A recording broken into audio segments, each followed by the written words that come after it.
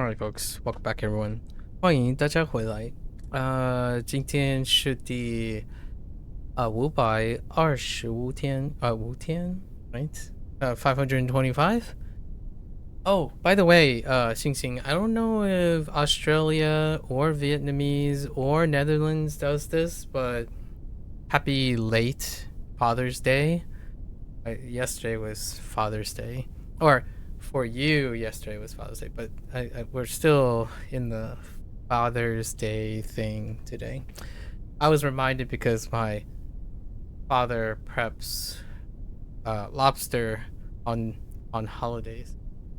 Yeah, so yeah, hopefully you had some time to, because the reason why I'm bringing up is you mention a lot, oftentimes, about family and extended family, so hopefully you had some time to experience something like that. Usually family oriented holidays bridge cultural divides, especially, and they're often emphasized in my opinion, in Eastern cultures quite a lot. Like, not that it's a competition, generally speaking, though there are some rituals that can be observed.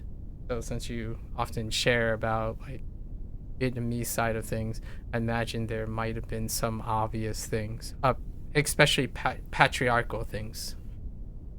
Like, patriarchal things in Asian culture is like a really big deal, regardless if it's like an adoption of another thing. So my Father's Day is important, despite maybe Father's Day possibly not like in this particular day in China.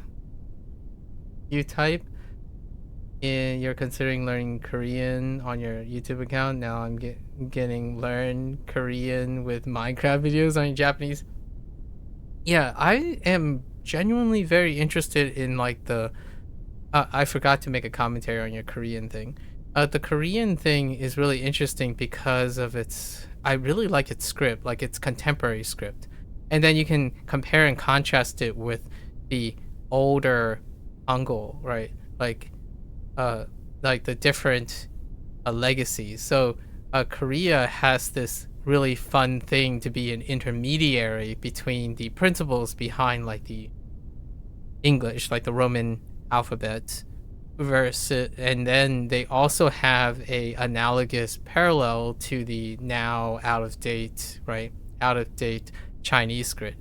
But Korean is very interesting from the perspective of reading at the moment, since I can't really make a comment about the other stuff, like listening and stuff, but reading is exceptionally interesting because Korea occupies a thing where they had a contemporary modernization of their writing system, and there's a parallel you can draw to the Chinese related system that they had. In Germany, Father's Day was May 14th. Oh, okay, I'll keep that in mind. You don't have contact with your father, and your fiance's father passed away a couple years ago, but you hope you had. Oh, I had an amazing. Well, thank you. It's not a fixed date. Yeah. Yeah, it's not a fixed date here either. I think the Father's Day is just the last Thursday or something. Hang on, it's like the last Thursday of June. Sorry, I think. Or is it always the same day? I hang on. There is no single father. Yeah. I thought it was like. It's the third. Oh, it's the third Sunday, not the fourth Sunday. The third Sunday of June is Father's Day in the United States. So not any specific date, but the third Sunday. 40 days after Easter Sunday. Oh, intriguing. 40 days. Can you explain to me anything? Do you know anything about why it's 40 days after Easter Sunday? I have, I should be able to explain why Father's Day is the third Sunday. Why the third Sunday of June? I'll have to get back to you on that. I ask questions only to reveal that I have not asked the same questions about my own ideas. You guys celebrate Father's Day on Ascension Day. What is Ascension Day? Can you oh wait, Christy Himmelford. Um, I unfortunately I do not know who that is. Can you tell me a little bit about the Ascension Day and that person? Meanwhile, Xing Xing, oh, I wanted to say, oh yeah, about Mock. The Mock is a very scholarly person, Polish.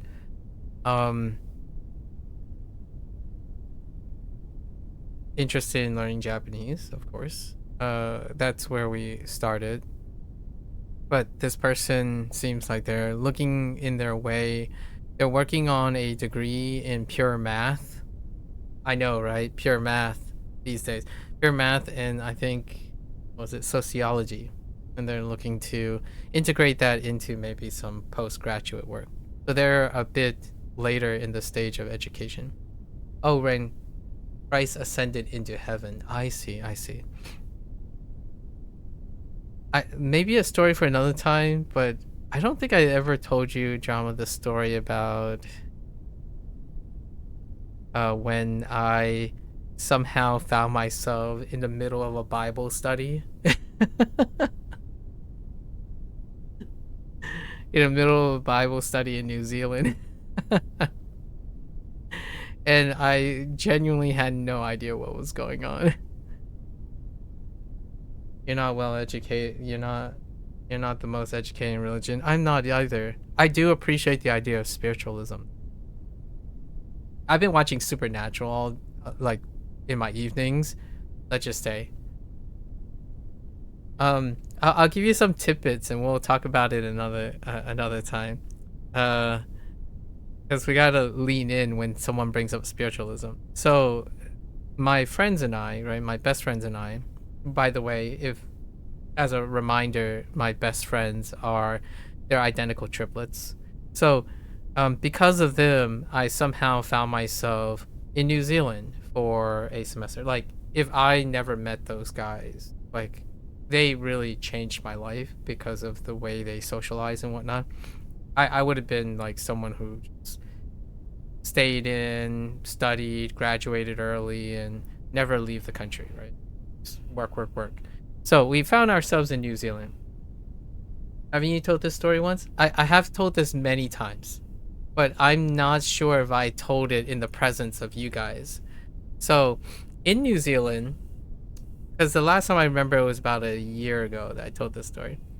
And you know what? Let's go straight into it. So we're in New Zealand, and the thing about having friends that are identical triplets is it's very difficult to not see it.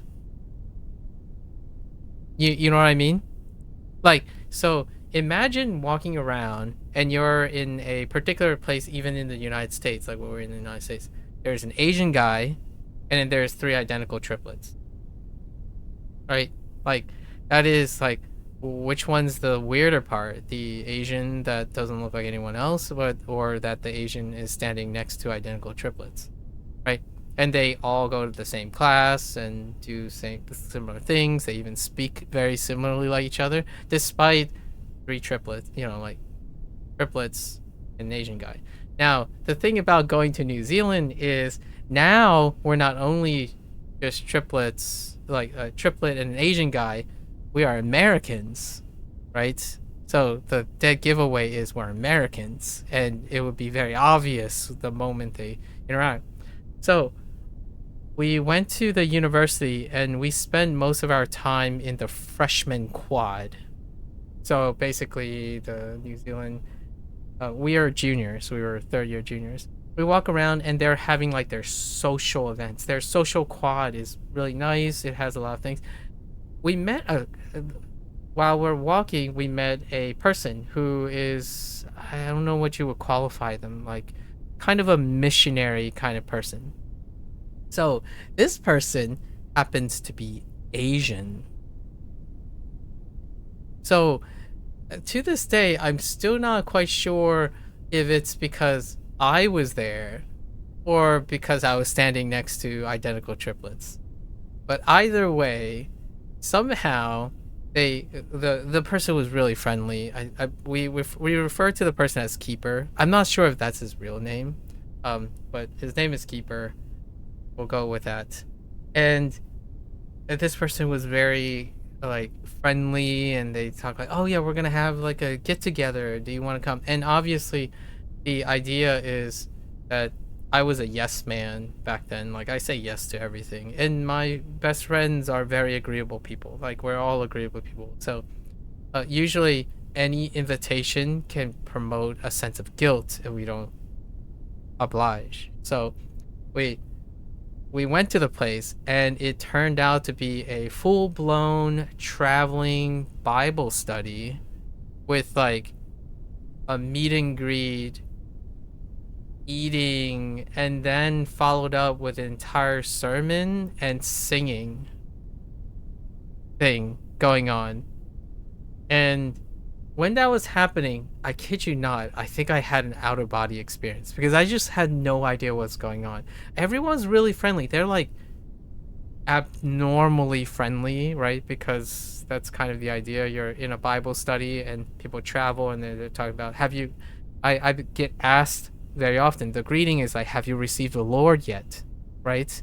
And at the time, I'm still agnostic, right?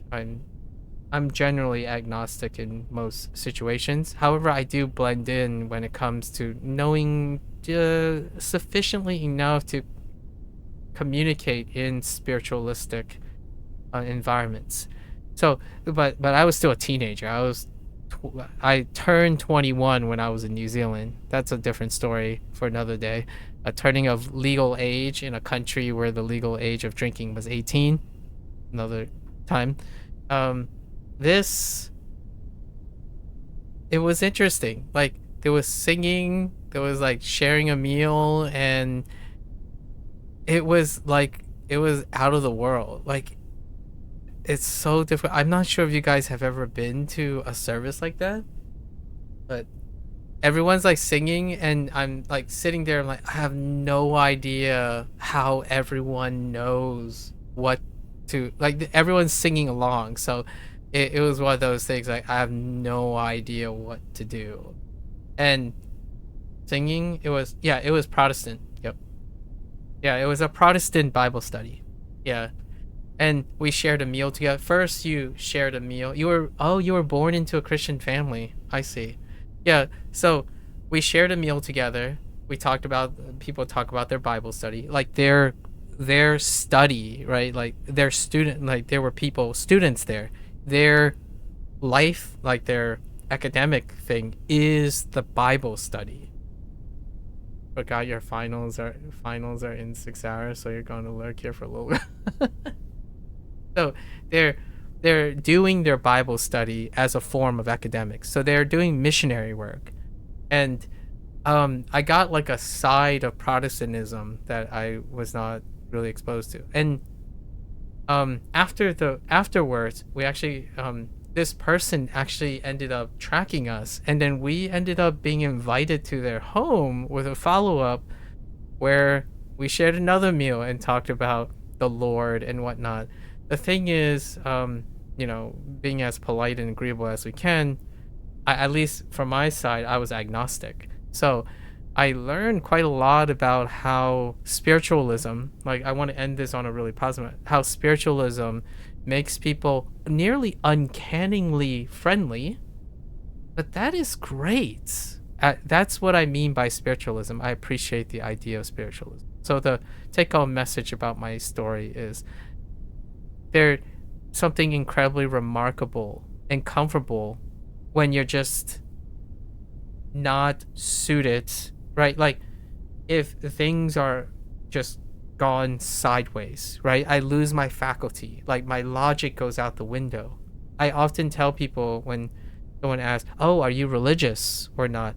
My first comment and response is often, I appreciate the the idea of spiritualism. And one day I might I might want the comfort of spiritualism. For now though, I typically do the thing where I observe. So when I was a 21, since then, by the way, been in multiple situations, like a Catholic church, a Lutheran church, a Mennonite church, different sects of things, to a mass, like a mosque, right? There are a couple more thrown in there. But generally speaking, I've been around, and all of them do have like some basic human conditions that are very welcoming about spiritualism. So I wanted to give it a interesting thing where there is something fairly wonderful about having that, whether you choose to like believe it or not situation, right? You think agnosticism? Wow, I'm not sure I've used that before. Agnostia? Agnosticism. I actually don't know what the noun version of of that word is, mostly for this common experience. Until you go Melbourne Central and get invited to a call. Oh no. Yeah. So multiply. Oh, speaking of Korean drama, I have been to a Korean Catholic, like Korean Christian church. Actually, the whole idea of a Korean Christian is a subculture. At least from the American, like the Americanized standpoint. Korean Catholic churches are a very it's a microcosm in the United States. Not sure what it is like in Korea though. By the way, there's this Polish priest who for some random reason built a church in Nagasaki and purposefully moved it behind some hill against the original plans, which later shielded it from a nuclear bomb. In your opinion, a coincidence? But because he died in a concentration camp later on, his aura farming is on another level. Dang. Wow. That's so interesting. You after elementary school ended up and you started to question whether whatever Christianity stood for or Christians stood for, and you stopped going to church and started to explore what's out there. Now, if you have to believe into something, it's something between Buddhism and Hinduism, honestly. Okay, fair enough. You believe that death comes with nothing.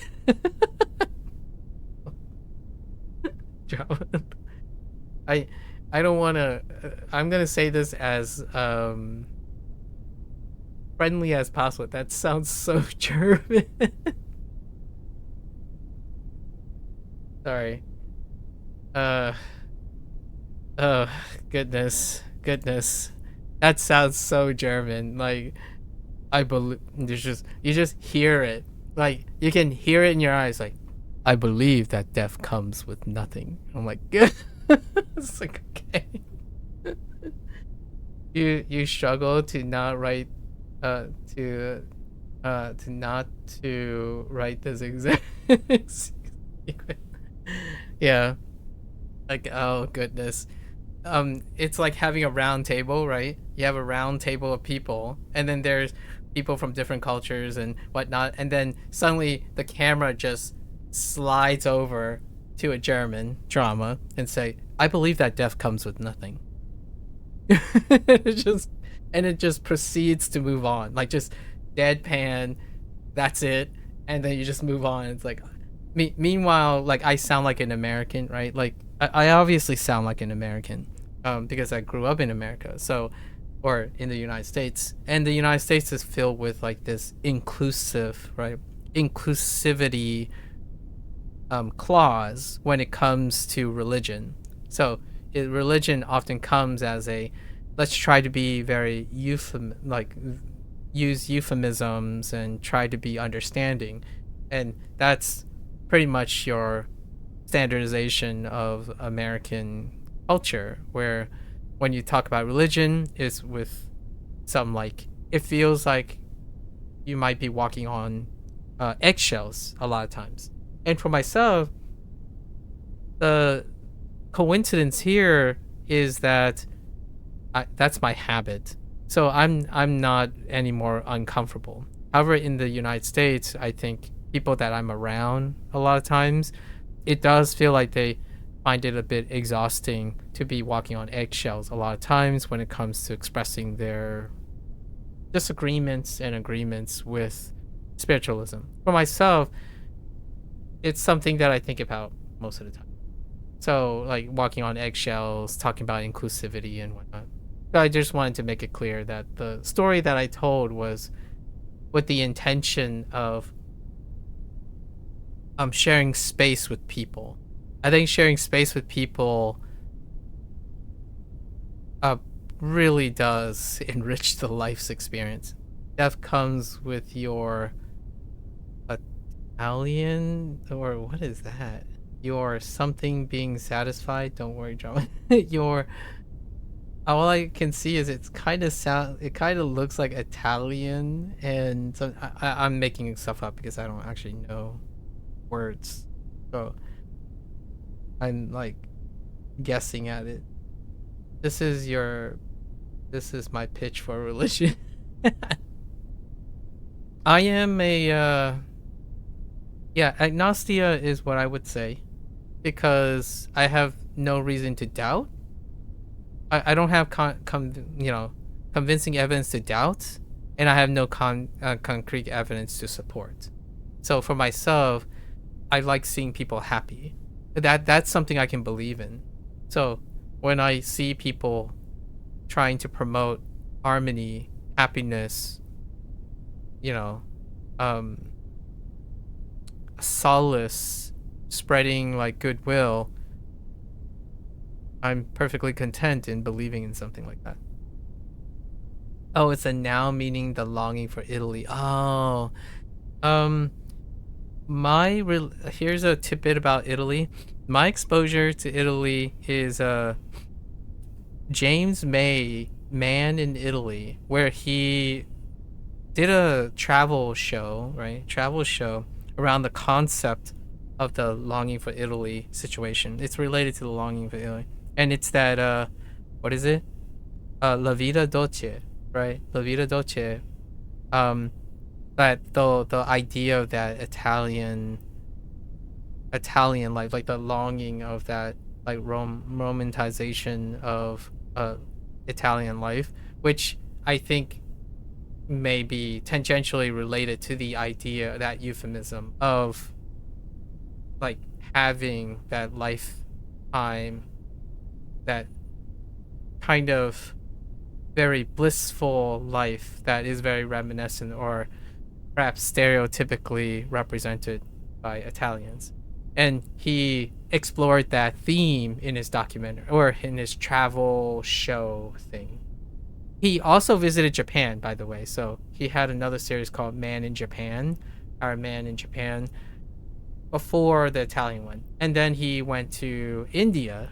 So to relate to Xing Xing, right? He explored a bit of Hinduism as well in his follow-up, which was India. Just thought I'd bring it full circle. Typically these things, really wonderful explorations. And James May is a British person, so it is from his perspective, which is very interesting to watch. So someone engaging in what you may be exposed to, but through the perspective of someone a different like cultural background. On spirituality, etc., you have a question. Do you believe in paranormal activity? This is a subject you love to talk about with people. I'm watching Supernatural right now, Sing Sing.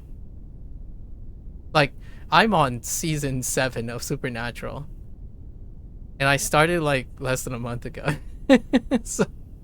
so we can talk about paranormal activities without necessarily having to believe in them. I do read a lot of like supernatural things, so paranormal things. I'm not entirely sure if I participate in any of those things. It is a really interesting topic. Paranormal stuff is like adjacent when it comes to like science fiction and whatnot. So I have a fair share of indulgence in the interface between spiritualism and paranormal activity for sure. I don't know why India gets so much hate. These guys are the best. Uh, where? I'm not sure. Where would you get that?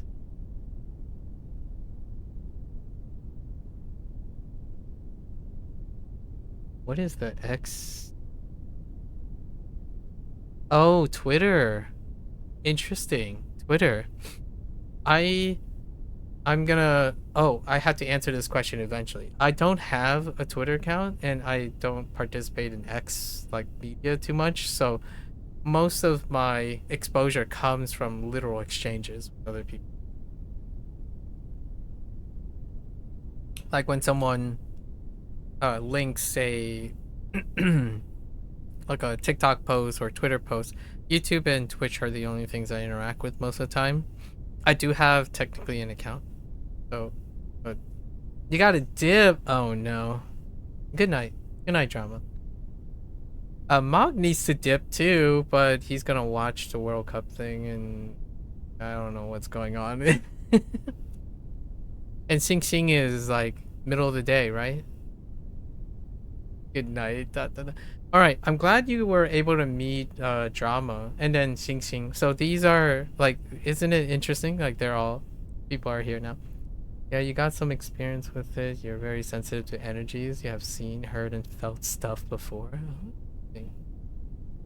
Oh yeah, middle. Okay, it hasn't. It's not quite noon yet. Okay, it's not quite noon. Gotcha, gotcha. Yeah, hopefully you can share banter back and forth. Okay, so I'm gonna get into my lessons. We'll try to complete our character studies and then get into Dave the Diver again.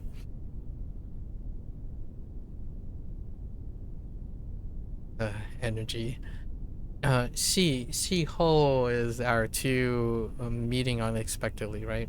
It's Xena in this was the weak one.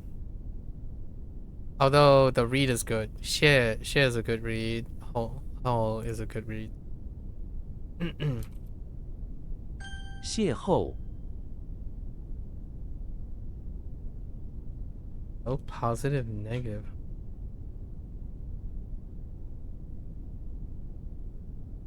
Oh my gosh, the thing is so long. Okay. We're just gonna write on it. 瘸腿 Tui. Okay, this is helping me with che being something related to a foot. In this case, it's a limp. So, it's good. 瘸腿 What? Crippled? Right.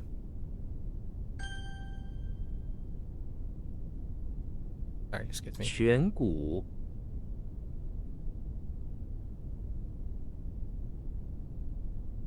Most of the time, when people talk about paranormal stuff, they mean something bad, so that's cool for change.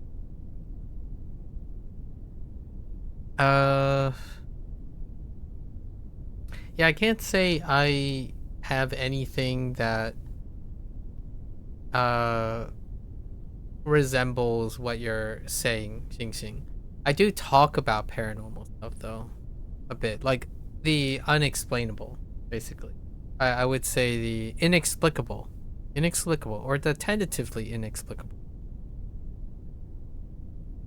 Have my fair share of discussions about, extraterrestrial life as well, which is paranormal adjacent.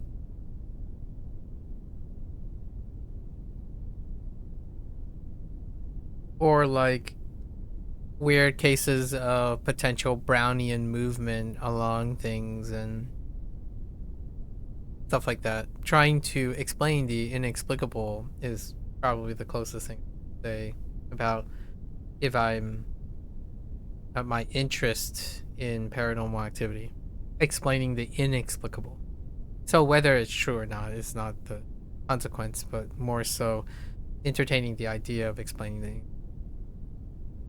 engaging in that is very fun.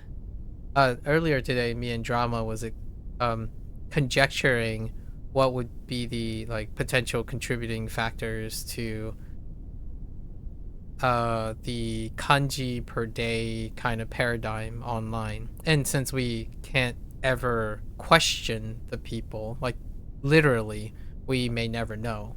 So that's kind of what I mean by I totally talk about paranormal activity. I entertain the inexplicable in a manner of which out of curiosity. I mean, a lot of YouTubers act like negative stuff is the only way. Not all, of course. A lot of YouTubers. Yeah, that is fair. There is a hypersensitivity for negativity.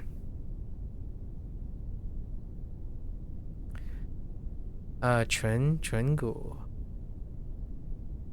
I mean, otherwise you can just talk like dramas like there's no negative, there's no positive, there's only nothing.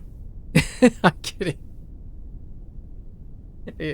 I'm like trying to do like an Americanized English, like an Americanized portrayal of what I would think a German would say in German, but then it would translate into that English. Like, what are you guys talking about?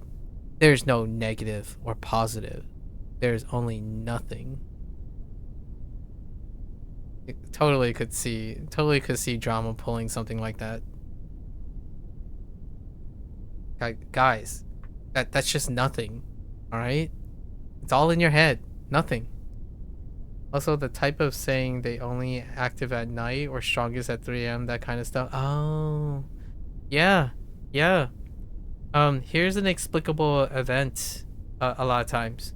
Paranormal observations, right? Things that are ascribed to like specific nights or like moons and tides and stuff. The conjecture of trying to explain the inexplicable with science, that's really interesting. So I have talked about those things like they're only active at night or during a full moon or tides are high or particular dew, like particular humidity, like dew points and whatnot.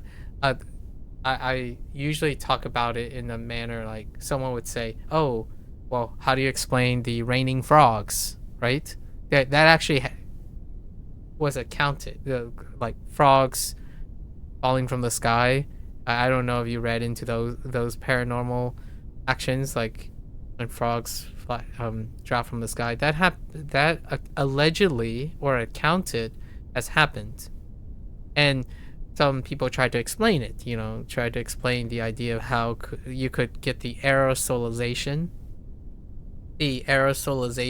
of lake water during like the deposit of the tadpoles, the eggs, and they then aerosolize into the clouds where precipitation happens. But the gestation of the tadpoles can become, they can grow into frogs while they're up there, and then they precipitate down. That could be a possible explanation. It could be understandable. The idea is the act of noticing that and then trying to explain it is very curious to me. So I have engaged in a lot of conversations about paranormal activity through that nature. The idea of having someone who is trying to use observable and objective logic, and then someone who is taking accountings of the observational things that they have felt, where they would take a paranormal approach, and then those people interact. I do consume a lot of material content that involves witnessing the 2 or 3 sides of the argument. The raining frog thing is an interesting historical thing. There's also like instantaneous human combustion. People just burst into flames. Allegedly, there's an accounting of someone, just spontaneously combusts, and you try to explain it through like perhaps the very, very low odds of creating a chain reaction of methane in the body that caused a like that type of thing. Those things come up a lot, and I do watch a lot of TV shows and media that spin paranormal activities, and then they would do these type of comparing and contrasting. So I'm not entirely sure if I personally felt like something connected to a paranormal activity. Certainly, there are a lot of coincidences in this world that would make me feel like there are other outer world energies that are guiding stuff, be it like adjacent to spiritualism or the paranormal.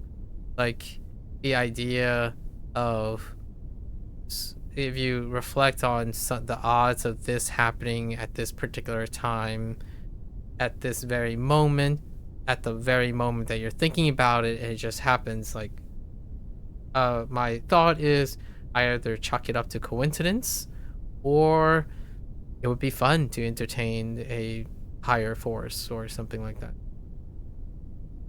Either. Pretty interesting. You're more than welcome to share, obviously. We can take it in any direction, really. I wouldn't be one to squelch the idea because of disbelief, nor belief.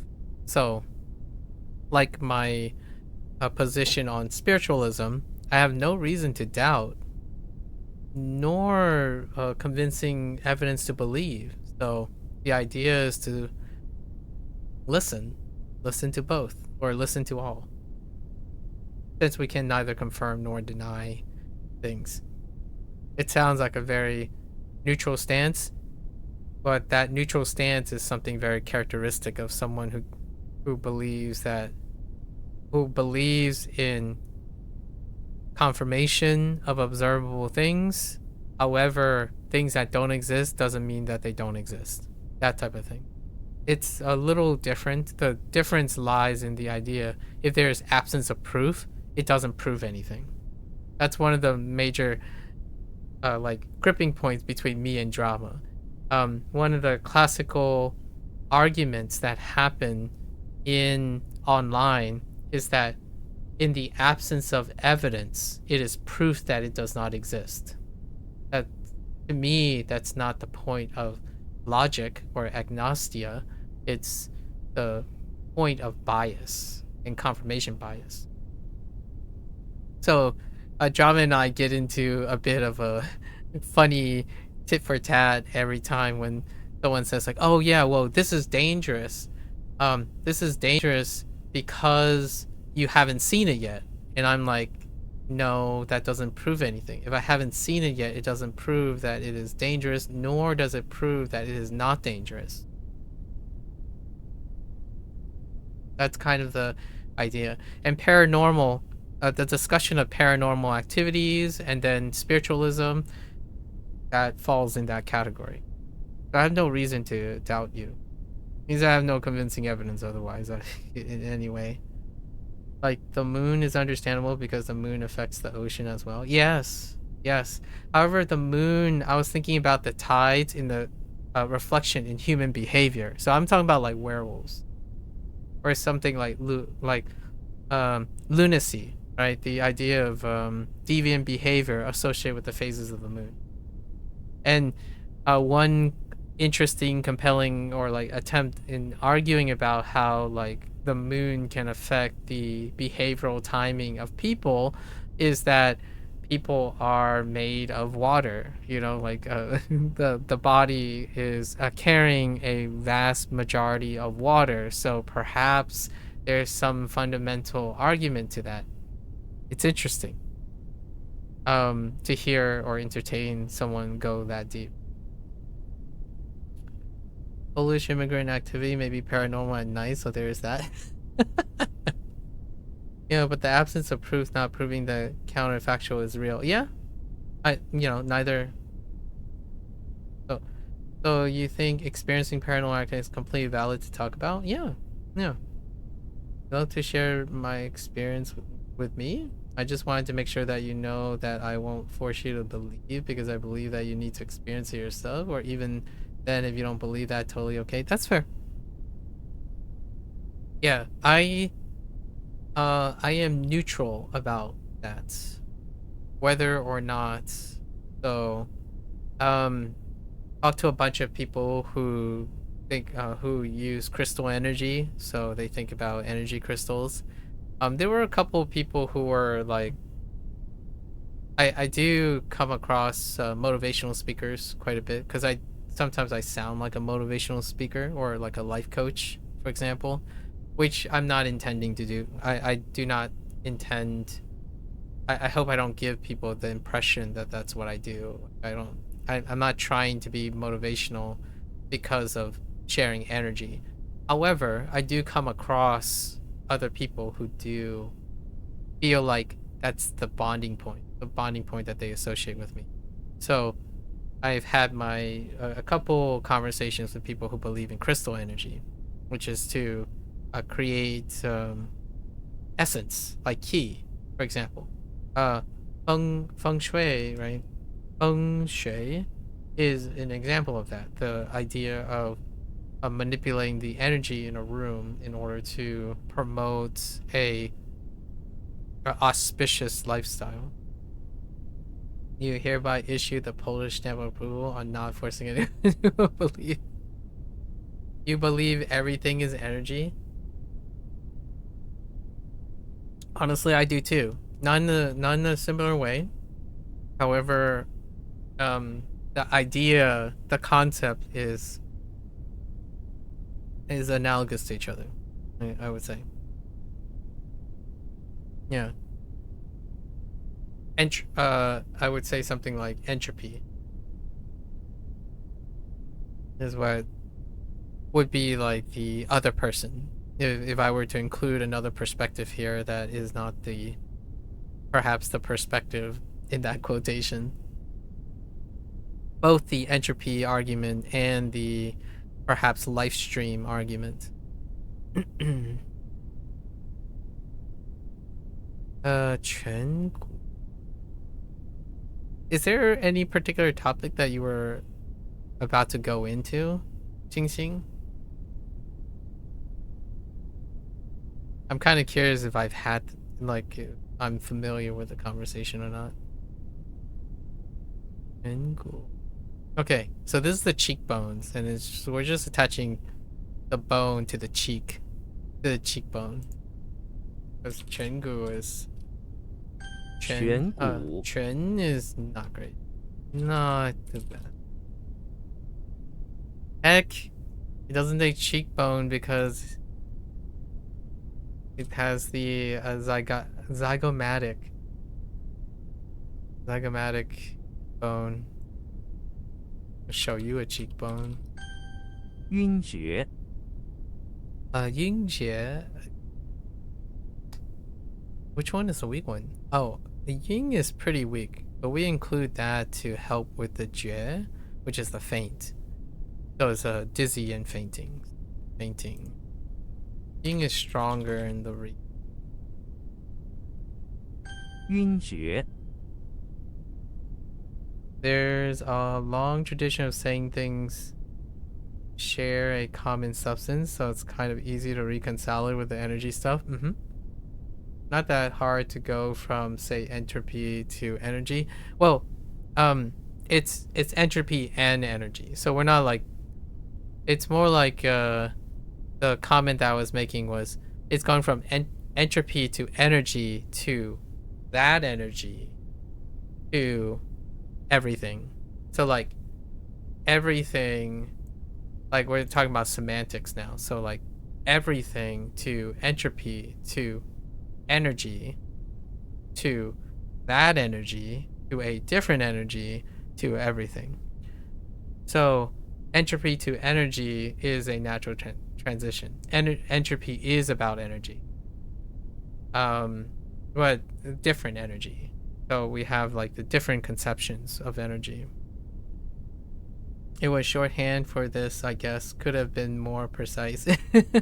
Oh, okay. Yeah.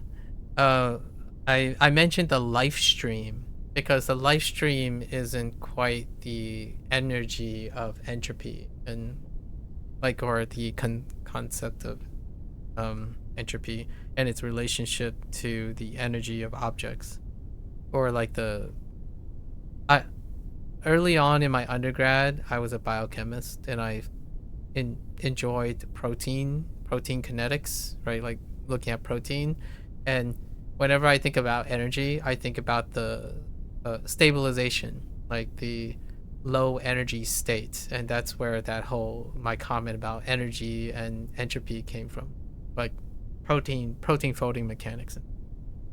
You enjoy protein for consumption or for study? Oh, this kind of protein. We're talking about what is it called? What is the model called? I forgot what it's called, but protein folding mechanics deal with entropy and energy. So when we're considering things like the the spontaneous combustion of a person, we may be talking about entropy and energy, which can most definitely analogously be talked about in the form of like a paranormal source of energy. Nah, but being serious, there's something wrong with this current obsession on eating given amounts of protein. um uh here's the deep cut that I don't usually go into because I don't want to turn it into like a the competition between conventional science and dietitians, right? Dietitians and then guru nutritions um with the interface of fitness and performance chasing or looks maxing as well. I want to highlight my particular interest and it's that the psychology of body dysphoria. The psychology of body dysphoria is where my interest lies when I mention fitness and like dieting and whatnot. So that protein thing, when you're talking about the obsession on eating given amount of protein, I kind of resonate with that statement due to the rising mere exposure and overexposure of body dysphoria, and that body dysphoria, the consequences of that body dysphoria is it leads to a behavior that becomes more acceptable, like excessive consumption of protein, for example. There's a very there's a very palpable link between physical standards, like, you know, and I'm not trying to trivialize, take it with a grain of salt. I'm not trivializing that female have not had this symptom, like this beauty standards, right? We actually talked briefly about drama sharing about the beauty standards in China and Korea by way of plastic surgery and whatnot, especially Korea for the longest time. Now, because of social media, both male and females, like now there's an increasing body of predisposed adolescents that are engaged in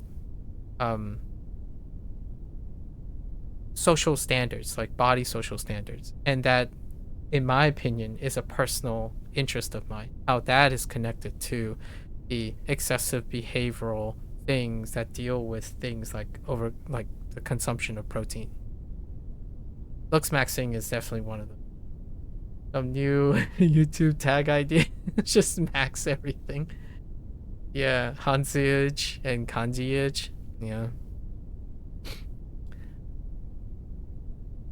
Yeah, it's gendered, but more and more common, yeah. And I do appreciate that there are very influential content creators that are trying to ground this situation. I do echo what Drama said. My curiosity about longevity. Like we were talking about how old millennials are gonna get. Gen Z and Gen Alpha. the trajectory, right? The some of the overall behavioral obsessions that are creating as a byproduct, as an unintended byproduct of social media, side side byproduct. The emergent problems psychologically does deal with many extreme behaviors that contribute to probably not so great in the long run when it comes to longevity. And maxing everything out and living according to idealism is very solid psychological growing psychological problem. Like legitimately, kids are raised to live in idealism, and I'm practically a very averse, unpopular version of what they don't want to hear most of the time. Like when someone asks me, "Hey, can you tell me what's your favorite game?" And I hope it's the best game of all time. So when I play that game, I will have played the best games. Like I can't tell you what your best game is. Your best game might be always your most recent game. Like, so the questions I tend to answer are idealistic questions, and I often give non-ideal answers, largely because the beauty of living, both paranormal, like inexplicably, and scientifically and logically, like however you want to mirror it, the idea is entropy. Like human, like being human has a semblance of randomness, or like a randomness that is either potentially explicable or inexplicable. The internet removed that randomness or that perception of randomness or agency. So oftentimes now, what do you deal with when it comes to the mental health and trajectory of younger people? Fatalism, nihilism, right? Sorry, fatalism, nihilism, and what was the other one? Determinism. So the internet has done that. So now you get these things like, oh, guys, you have to eat 100 grams of protein, like 1 gram of protein per 1 gram of body weight, or your life is ruined.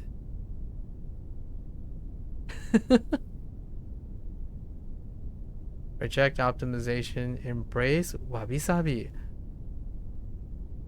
Or balance it. Balance it with that, right? So instead of thinking about it as 1 and 0, embrace a little of column A, embrace a little of column B, reject a bit of column A, reject a column B. Adaptive.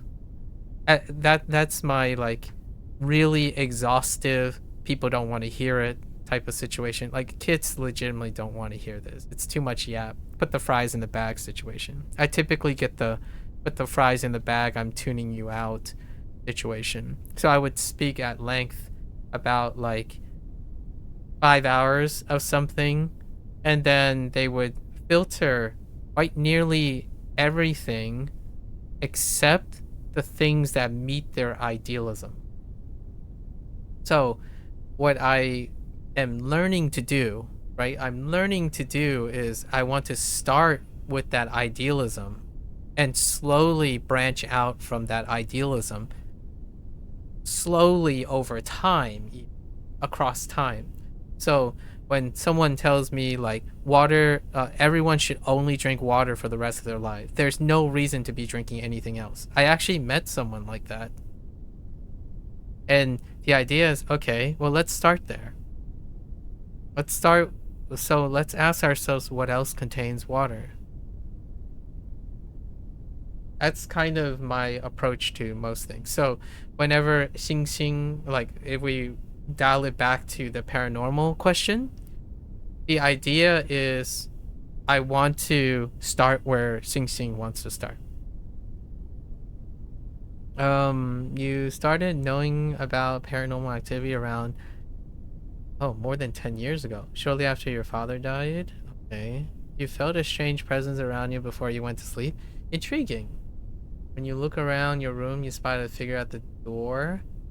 When you turn and turn back, it was completely gone. Interesting. Then you called your Uh-oh. Oh no. Shifting. It turns okay.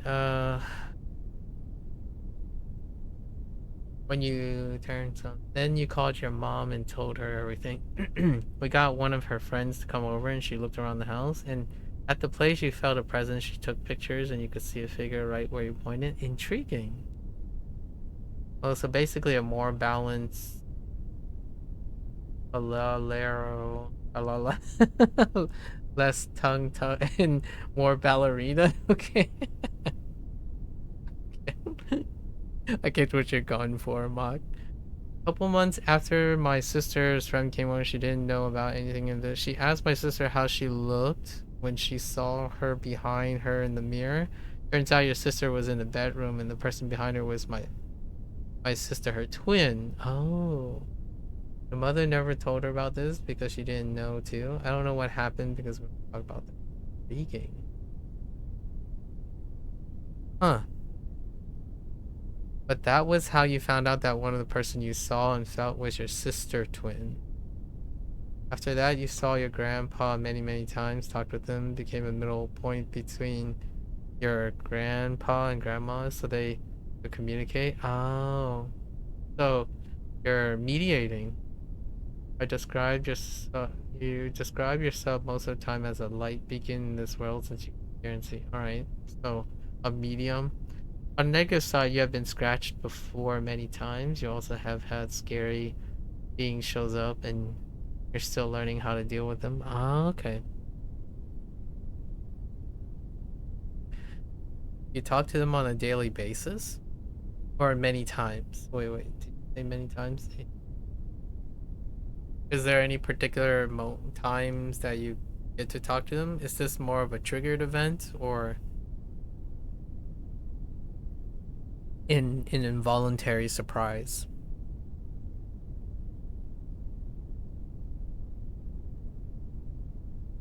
Yeah, I don't think I've had that participated or have that type of activity. Sometimes I wonder. Yeah, sometimes I wonder. I there are moments where coincidences, like for myself, like from my perspective, uh, I've noticed coincidences, and it does get me to wonder. Right? It does get me to wonder about the signs, if it is a sign. Again, the absence of a sign doesn't mean there isn't one, or so to speak. Thanks for sharing. More like whenever you're ready to talk. Oh, okay. Takes a lot of energy to talk to them since you have to give them your energy to communicate. And you're doing that. Wait. Uh, one of your grandparents are alive and the other isn't. So your grandmother is alive, right? And your grandfather's no longer alive. But you have had points where they just show up, or are both. Oh, okay, yeah, I got you. I see.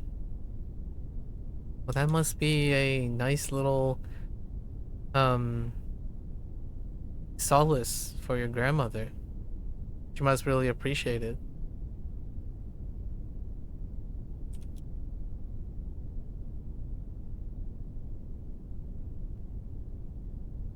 And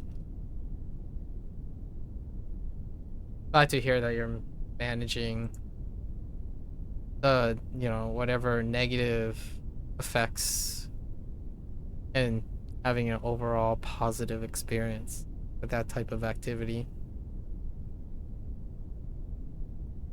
This is 仿佛 um do you ever curious about meeting others who share these similar kind of interactions? I imagine there's have to be some sort of communities and self-selection for a very particular type of activity. I can't say that I am very experienced in conversing about these things because I haven't observed many of those things.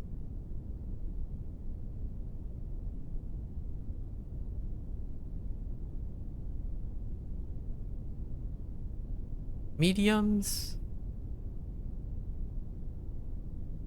I think maybe one or two could be qualified as medium adjacent type of experiences, like from other people that I know. First time you told her about it, she cried because you wrote down whatever your grandpa said about it in a book for her. Oh, that's lovely.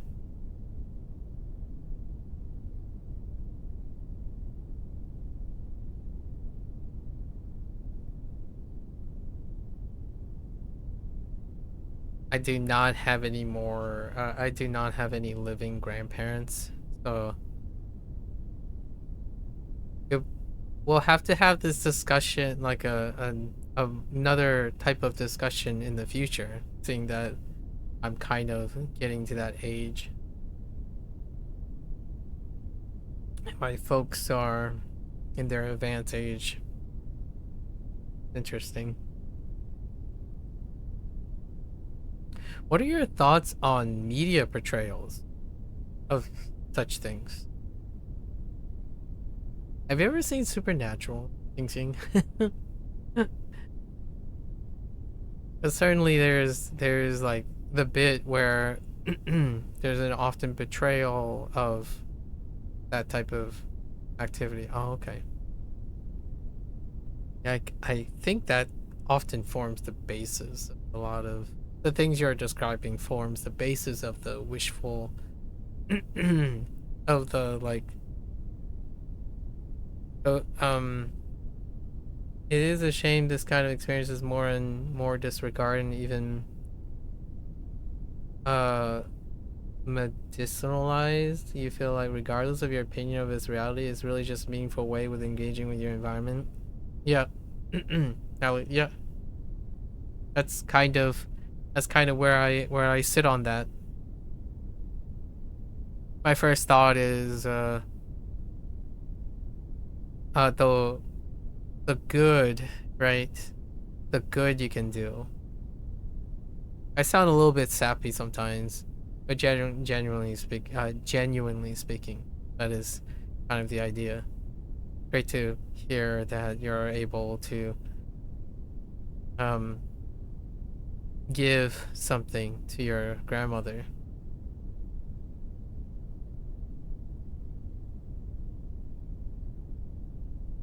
Oh, as in described in medical terms. Oh, medicalized. Oh, medicalized. I see. I get the word now. Thanks for clarifying. Feng Fu. The first step being, I don't know, hallucination.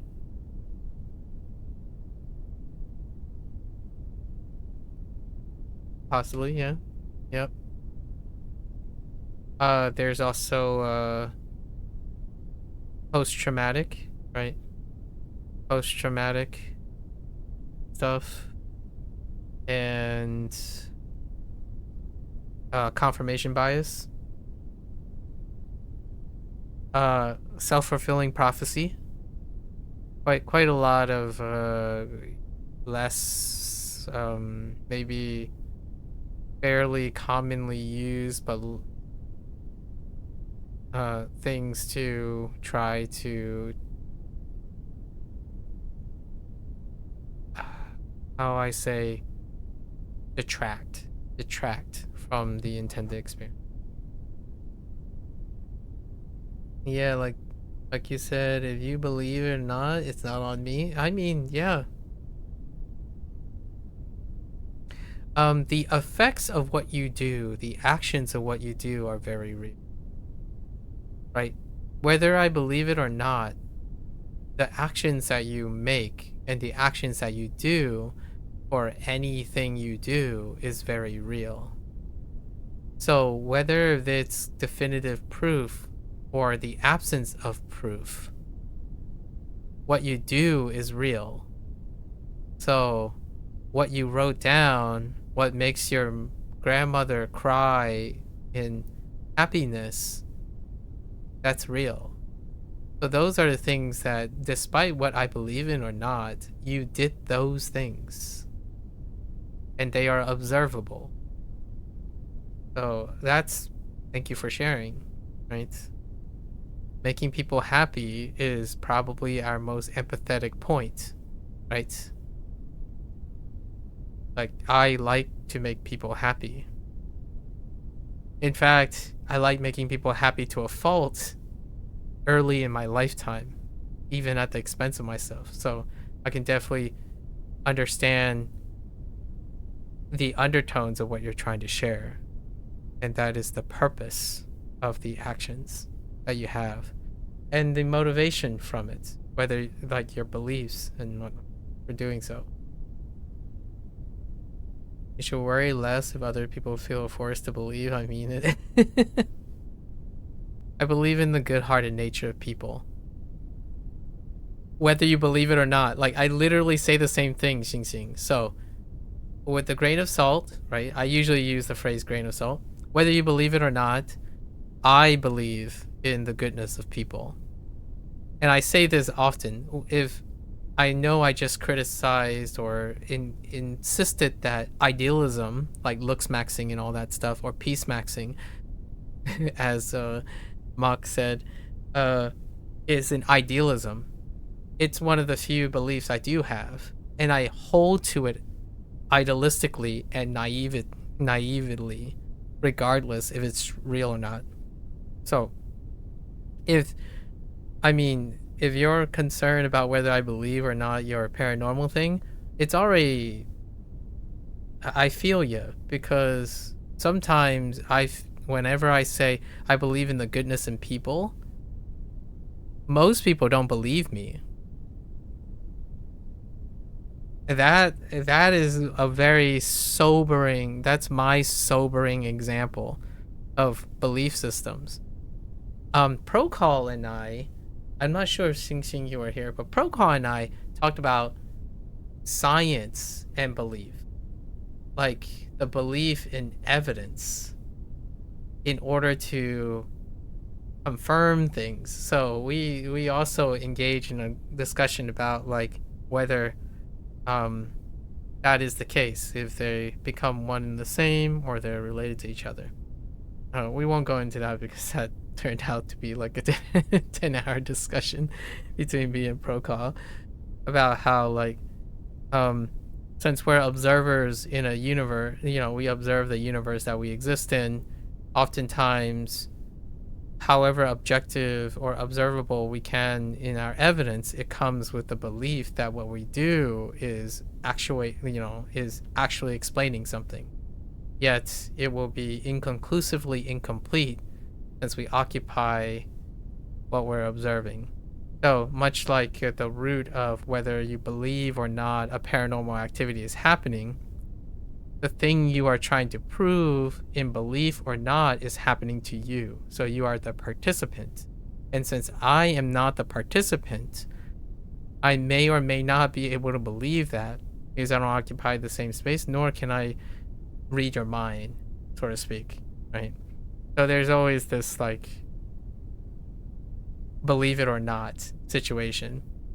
When I say that people are genuinely have some sort of reformation, like internal motivation to do good or be good, I could argue that a vast majority of friends of mine, even like close friends of mine, who would believe the contrary.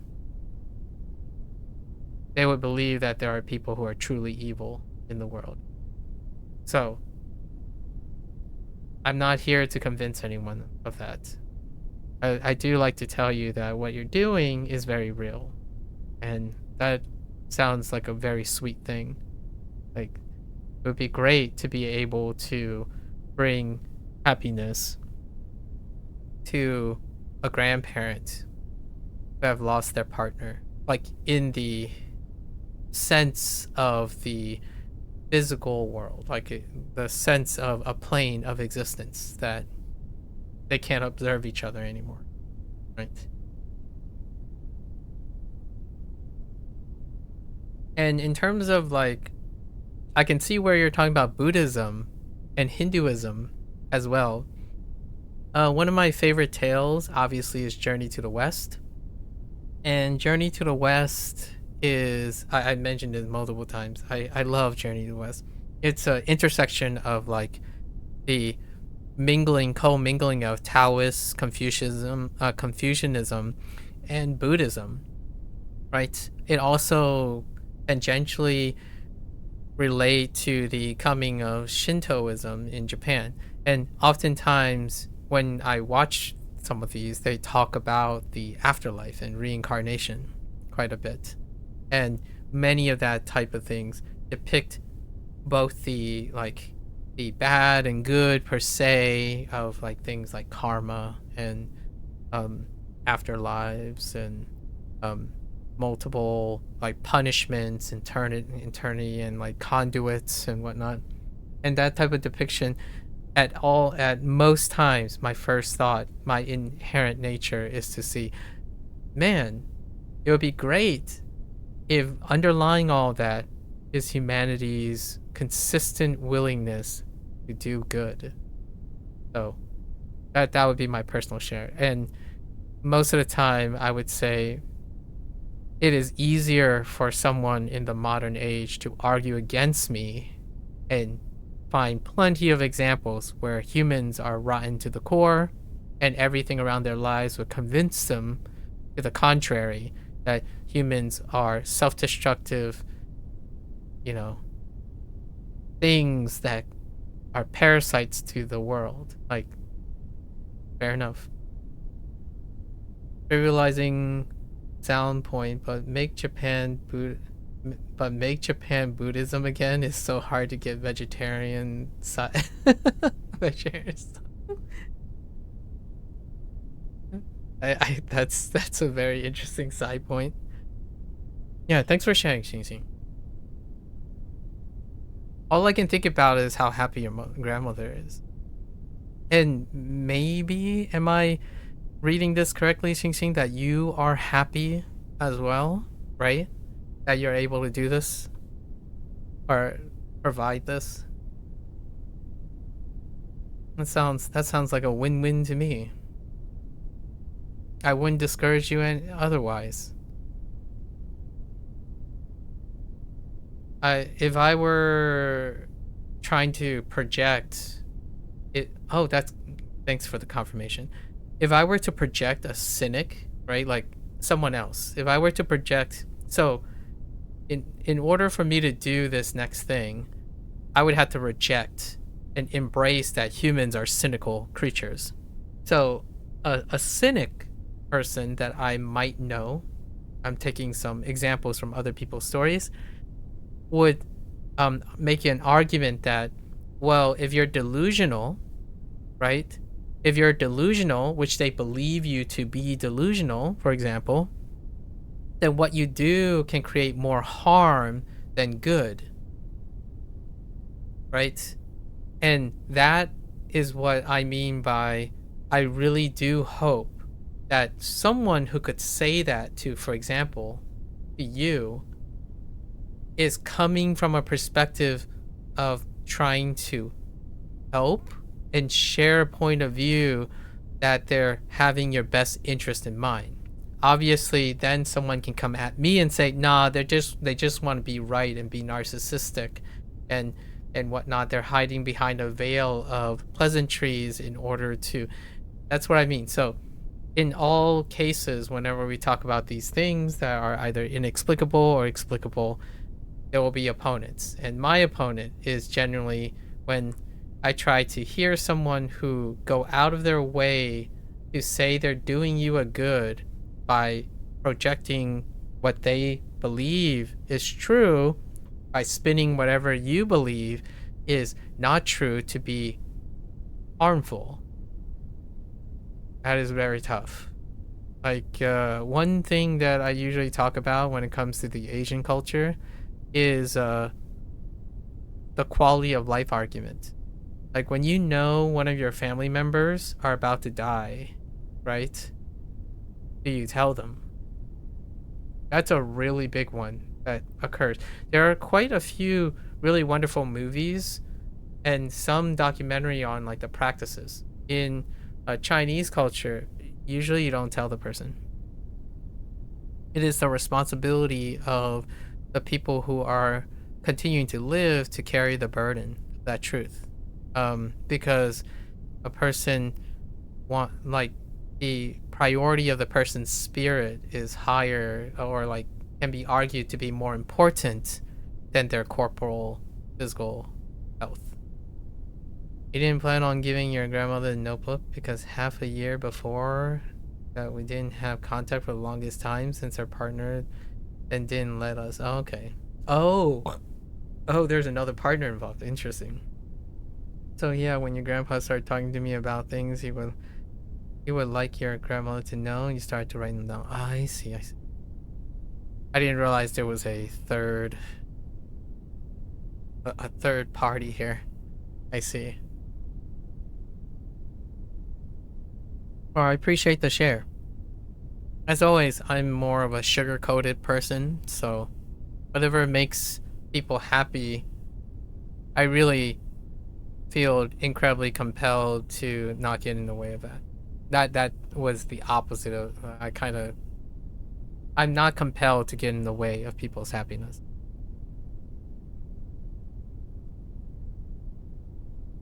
I can give you an example of someone who would attack me for my beliefs. Um, had this a couple of times. They would give me an ultimatum. It would say, well, if you never get in the way of people's happiness, what happens if one person's happiness interferes with another person's happiness? Then what would you do? And and I would say, well, I would try to encourage both of them to be happy. And then they're like, no, no, no, that's not the choice you can make. You can't, that can't happen. Someone's happiness will be someone's suffering. And my thought is like, then I will fail trying. That's what, to me, that's what a belief system is. You don't have to explain whether it's possible or not possible. The idea is, then so be it. I will fail trying to have both of them be happy. It is a cause worth it's a cause worth dying for, right? And that is a belief system. At least the closest thing I can say, despite saying the whole thing about the, the Protestant encounter and like agnostia and stuff. The pragmatic, both the pragmatic and the, you could call it like a pseudo spiritualistic side of me would suggest that if you can keep trying to make people happy, it's an overall win for humanity. So that to me allows me to accommodate, at least in my opinion, most people who do very real things to spread happiness. Yeah. It sounds so cheesy when I play that on reverse. Generally speaking though, I stand by it very firmly, largely because I have a lot of opponents. Tons of opponents in this day and age. Like, I just turn a corner and someone's like, man, dude, people suck. And I'm like, I'm sorry to hear that. Now, what else can you say other than I'm sorry to hear that? Yeah. Strong in spirit and strong in mind. Okay. What happened here? What is the weak spot here? It's probably this. Fool? Why is fool weak?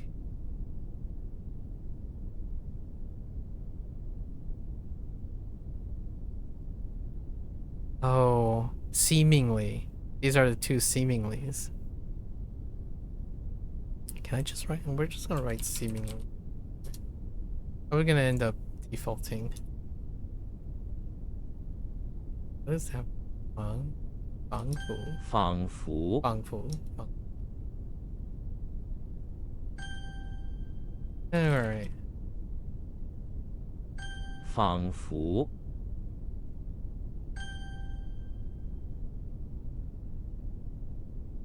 By the way, Marco, regarding your interest in tech and engaging with my Chinese heritage, you could check out Yukui, Yukui, the question concerning technology in China, an essay on cosmo techniques in your free time. Oh, okay.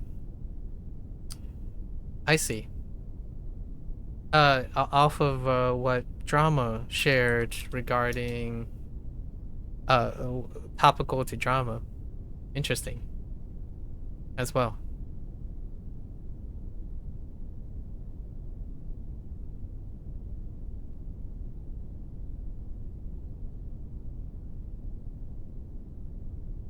I was guessing. I was guessing on his name because it's a guess.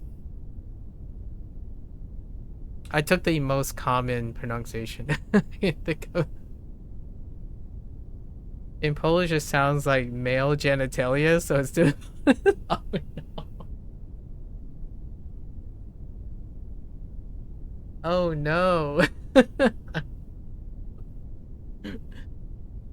Oh no. Do I have an example? Oh, here's my example. I'm not sure if I shared this with Xing Xing before, but hang on, let me. There is one euphemisms on your end. Yeah. There is a saying, so Fujianese, right? I speak Fujianese at home with my family. And I'm not sure if I shared this with Xing Xing, because Xing Xing would be in a really opportunistic situation with their extended family to have these occur. So homonyms can occur, right? A lot across languages. So when I was young, when I was younger, my parents ran American Chinese restaurants. So we had workers who come from the same region to work, and there's a phrase in English, "See you tomorrow," right? "See you tomorrow." I'm not even sure if that's Americanized because like there are places that don't say "see you tomorrow," like "matane," right? "See you tomorrow," and when I was working or helping out with the family business, one of the workers said like, "Why do they keep saying there's no more soy sauce? Like, here we have soy sauce, right?" So I'm gonna tell you what it sounds like in Fujianese. "See you tomorrow." So see you tomorrow. See you tomorrow. So like we ran out of soy sauce. See you tomorrow. See you tomorrow. Like like so whenever someone says "see you tomorrow," it's like, oh, what? And we operate a Chinese, Americanized Chinese restaurant. So if you hear a customer say that, it's like, why are they? Don't we have soy sauce? I'm pretty sure we have soy sauce. Like, do you want more soy sauce? Like, why is everyone constantly so? Obviously, it's a little slightly exaggerated. They know that they're speaking English, obviously, but you can't unhear it anymore. "See you tomorrow" is there's no more soy sauce. The soy sauce has ran out. So "see you tomorrow." If you ever want to kind of um request soy sauce, say "see you tomorrow." Like if you go up to someone and say "see you," like "see you tomorrow," and then you like look at your food, they might actually give you soy sauce because that's what you would say when you run out of soy sauce. You could see you, shoyu in Japanese, right? You can replace that with anything else, and it would insist that you're asking for something because you're saying the thing is no more. Like the thing, the object is no longer in existence. There's no more of it. So you can put anything in front. It's molo, right? Tomorrow. You add the thing. So you could add like or something that can be exhausted, basically, like ketchup tomorrow, but we ran out of ketchup, right? There's no ketchup. It's kind of like aru. ga aru. So like I don't know, ringo ga aru, ga nai. Like there's just no more apple, like, or no more. Yeah, I said no more apple. There is no apple, and that's kind of the idea. You're gonna start saying "see you tomorrow" and look Chinese restaurants, like they won't suspect it's English. Yeah, that, I wonder if it will work. I haven't really uh tried it before. Like it was one of those coincidences. Nowadays it happens all the time for me, like between English and Chinese and stuff. Like what was the most recent one? Uh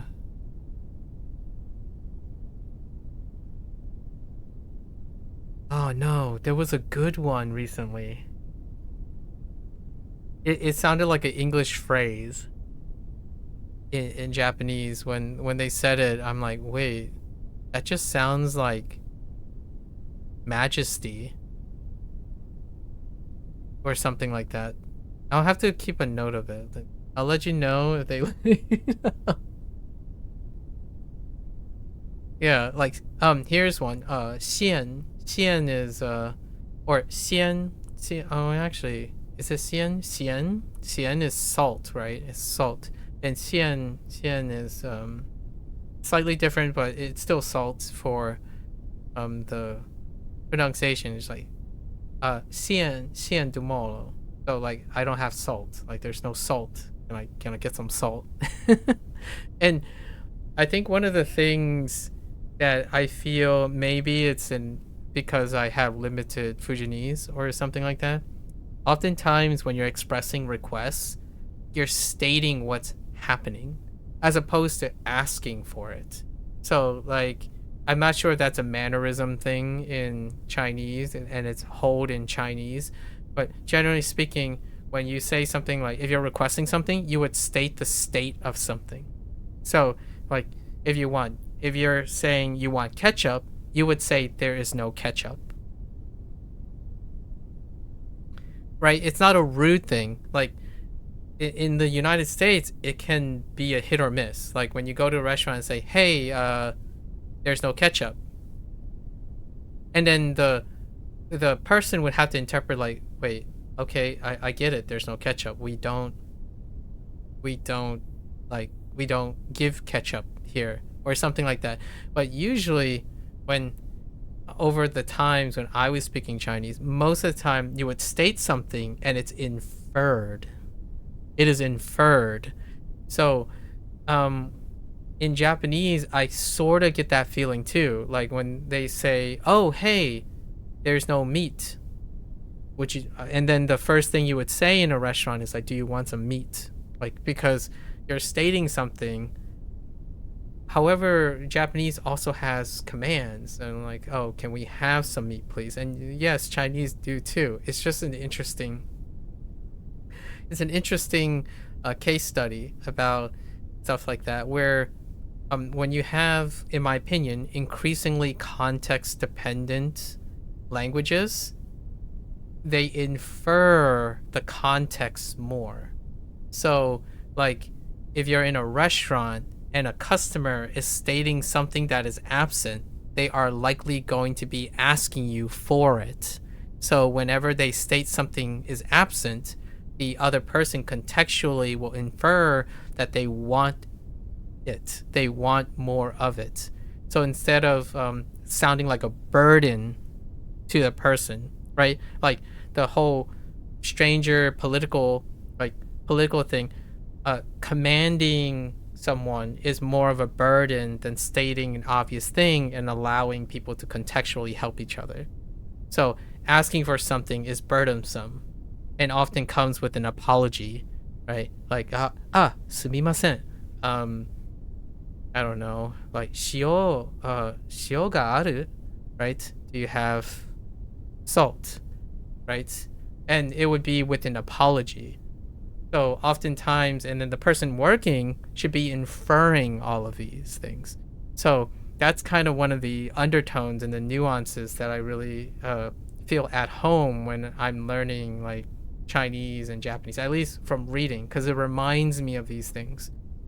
Heavily contextualized languages tend to infer social dogma, like lots of decorum in practice. So, like here's one: please is also thank you, right? Please and thank you are the same thing. So when you say please, often in a contextual nature, it's also thank you.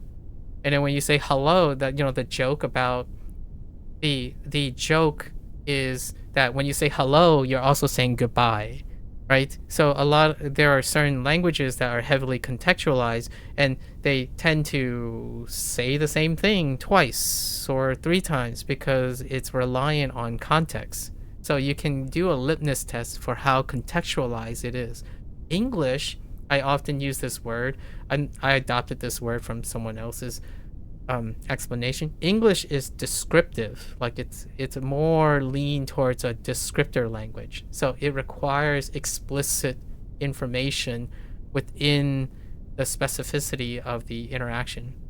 So like, may I have enough? May I have more ketchup because the existing ketchup is inefficient for my meal, right? I'm being super pedantic here, right? However, that's kind of the idea. You're describing the entire situation. Meanwhile, you have like 4 or 5 different ways to request something in Chinese, but it's inferred. It is assumed and contextually inferred that any of those expressions will lead to an outcome that is expected, which is interesting.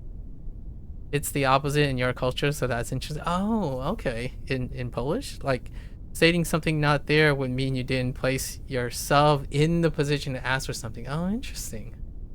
And assume it should be there. Huh.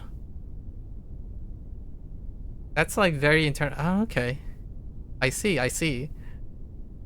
Yeah, like how do you say you don't want any more food? Like for example, in Chinese, one of the major phrases is I can't eat anymore.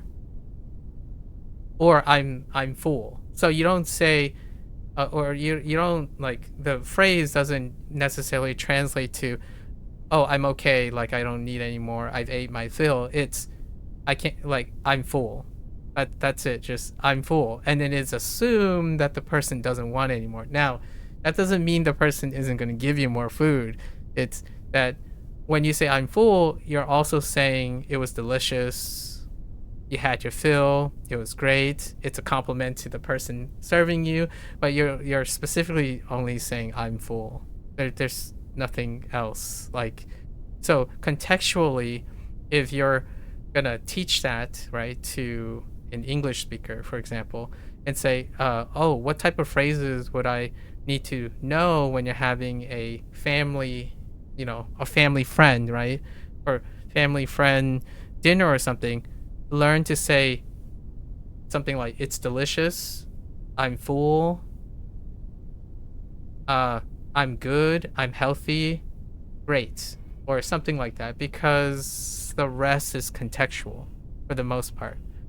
So things like and then how do you emphasize super satisfaction? You would say something like, I can't possibly eat more. or like, oh, I've eaten so much it hurts.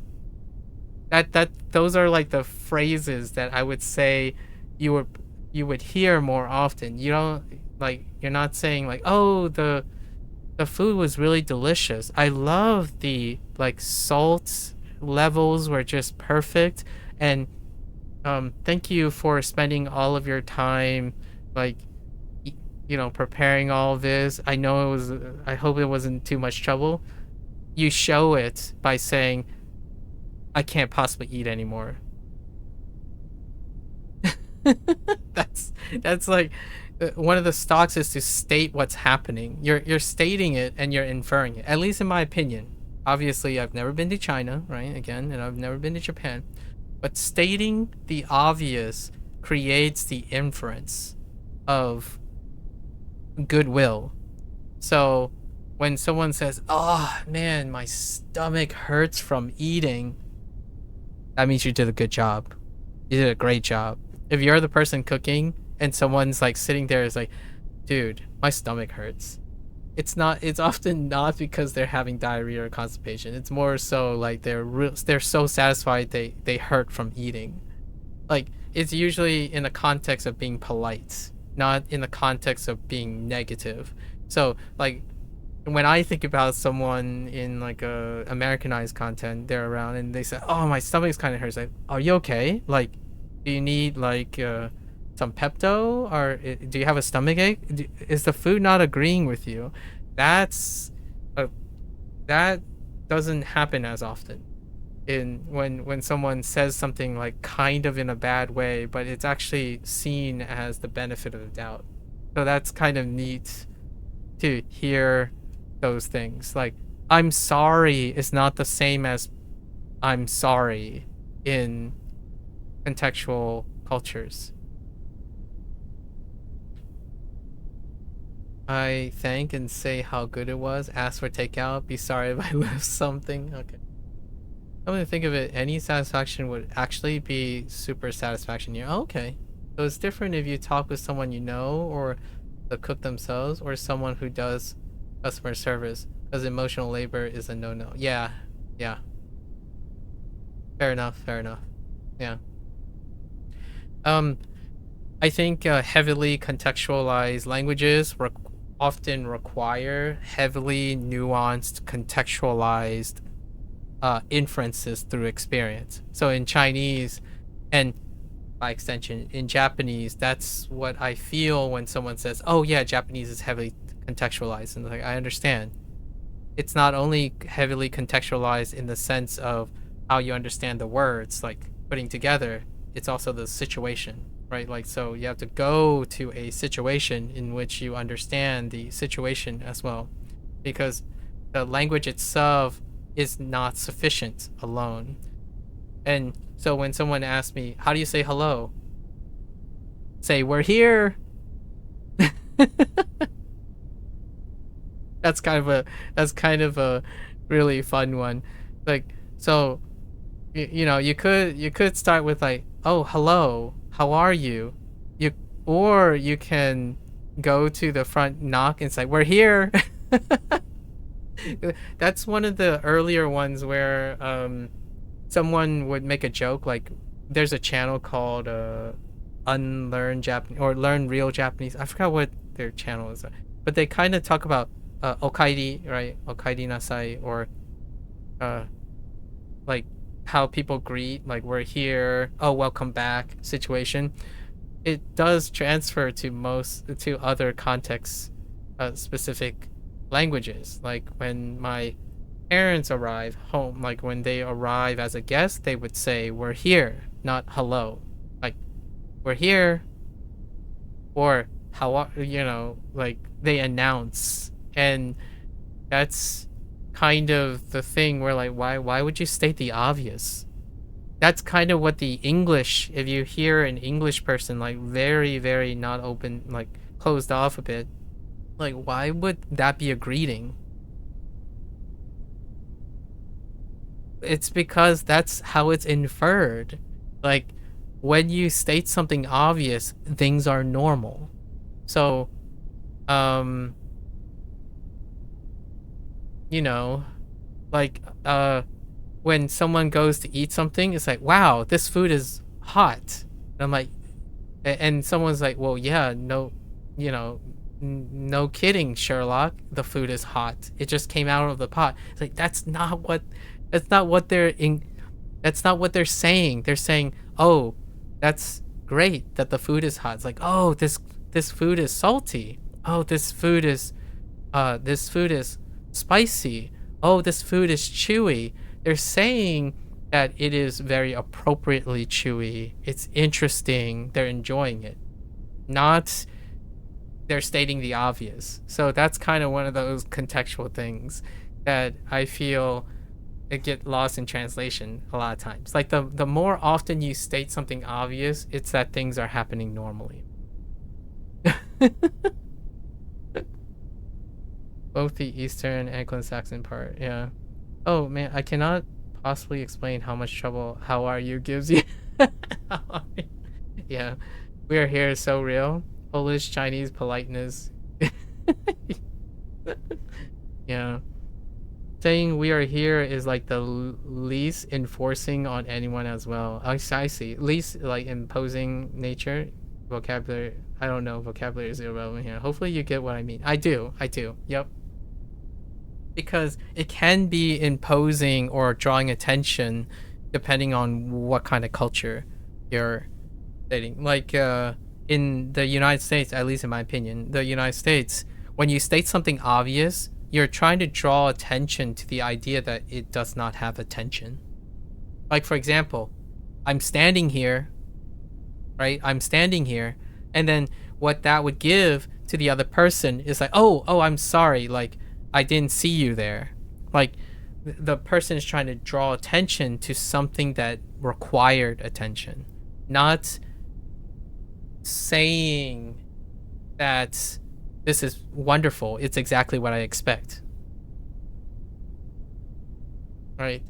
So in Japanese, whenever someone says, "Oh yeah, isn't it weird that they say okaeri nasai?" Right? Uh and like tadaima, right? Tadaima is when the person returns, and then the person greeting would say okaeri nasai, right? Welcome home. For myself, it's not weird. It's what contextually is the behavior. In my opinion, it's a natural behavior when your language is also contextualized. So when you contextualize something, stating the obvious becomes, in my opinion, a social norm. So then you start thinking about anime, right? You think about anime and whatnot and say, oh, why does girls always say, oh, oishii desu ne? Right? Like, oh, this is sweet, this is delicious. It's like, because it's the obvious, it's contextualized. So you have to use those words to contextualize everything, not, oh, it just means tasty. And I'm like, what kind of tasty? It's like, it's tasty. Just say tasty and everyone infers everything else. Like, if you the more generic, in my opinion, the more generic your phrasing is, the more there's room for someone to contextualize the best case scenario, or like because the culture infers politeness first. They don't infer cynicism. And it requires a culture that infers politeness and goodwill in order to have, in my opinion, a sustainable, contextually heavy, colloquial language. That's kind of my thought about that, right? You can't get away with it if you're in a country that expresses explicit things, because oftentimes there's no standardization, right? You don't have standardization. How are you might be something else. And in the United States, I've come to be very accustomed to that. In the United States, you have to read the situation. And that's kind of what I mean when I say if you're nationalistic or multicultural. I don't mean that nationalistic is a bad thing.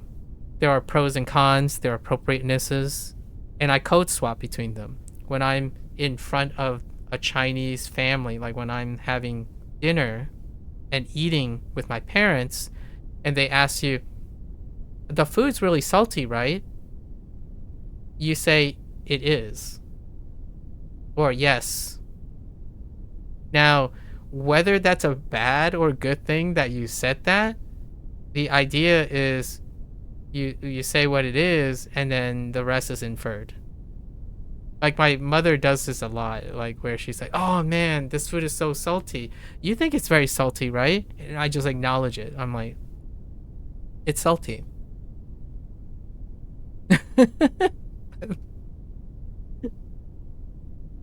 There's no like, well, I don't think it's salty. I think my palate is okay. Like, I guess you could add, no, it's salty. Conclusion, the features are the same, they're distributed differently. Yeah. By the way, could you do a 2 minute how are you masterclass? Can't wrap my head on it since forever. How are I don't know what you I'm not entirely sure the how are you thing. Like what are you talking about? What are you referring to in the how are you? Or salty optimizing mom, yeah. Anyways. There's also like degrees. Degrees are pretty funny. One of the fun Japanese stuff that people talk about is how Japanese say something, but they really mean something else. That's what I mean by the joke from American, like a Americanized standpoint. The stuff that I'm talking about. Like when someone says like, oh, hey, look at the time, right? Like, oh, I think it's getting a little cold outside, right? And then it would translate to, dude, my man, you're overstaying your welcome. Please leave. This is a Kyoto reference. So you because of contextual language, usually you can cherry pick extreme cases in contextual language. So like in Japanese, oftentimes the Kyoto mannerisms are used as a fun like skit idea where like they would say something like, uh I think you want to get some sleep, right? And then meanwhile it can infer like, dude, let me sleep. Like you're talking too much. Please go away. So those are the things that what I mean by the heavier contextualized the language is, the more so that you would get used to it when you use it and then see what happens. And the Kyoto examples remind me of Chinese, where like when someone says like, oh no, it's okay, it's like it's perfectly okay. It's not okay. They actually in this instance they mean it's not okay. Like even though they say it's okay, they really do mean it's not okay. You gotta understand, read the room. So like oh yeah, I'm really happy, I'll accept this. It's like you shouldn't have brought that gift. You've just started a problem.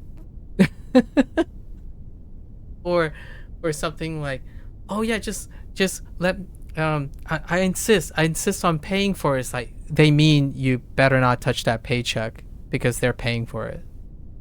You just got to be careful about that. That happens so often in Chinese conversations where someone's like, "Oh, don't worry about it. It's my treat. I really loved your company." And my father's like, but uh, all right, it's okay." But what my father is saying is it's not okay. Like you don't pay for it. That type of thing. Social norms. Contextual languages, in my opinion, does not communicate social norms because of context. In English, though, here's the pro, right? There's our pros and cons, right? We talk about pros and cons. In English, it is more likely, in my opinion, in my experience, that the communication is explained to each other. It's explained to each other. So the opposite is, yes, while it's not quicker and they're not contextually inferring things, it also means that when you have cross-cultural like misunderstanding, English helps with that. And you can kind of say, well, is it the consequence of English being lingua de franca? It might be, or the other way around, like chicken or the egg situation, because English facilitates, it acquired the characteristics possibly, or maybe the characteristics it inherently had was the reason why it does this. So when it comes to English, when there are two contextually dependent dissonance, when speaking in English, that usually ends up clarifying misunderstandings in inference, because English itself is descriptive. It's a descriptive language, so you have to proceed in a way that would explain these things. Like, for example, oh, well, I'm not comfortable with you paying for it, but I'll hesitantly let you pay for it. As opposed to, oh, that's okay. 大丈夫だ. And then, meanwhile, they're saying, no, it's not okay. It kind of upsets me. It's like, yeah, sure, you can pay it, but I begrudgingly disagree with your course of action right now. That's kind of how I feel whenever people talk about how funny Japanese is when they're first learning, like, how do you say it's not okay? 大丈夫だ. How do you say it's okay? 大丈夫だ.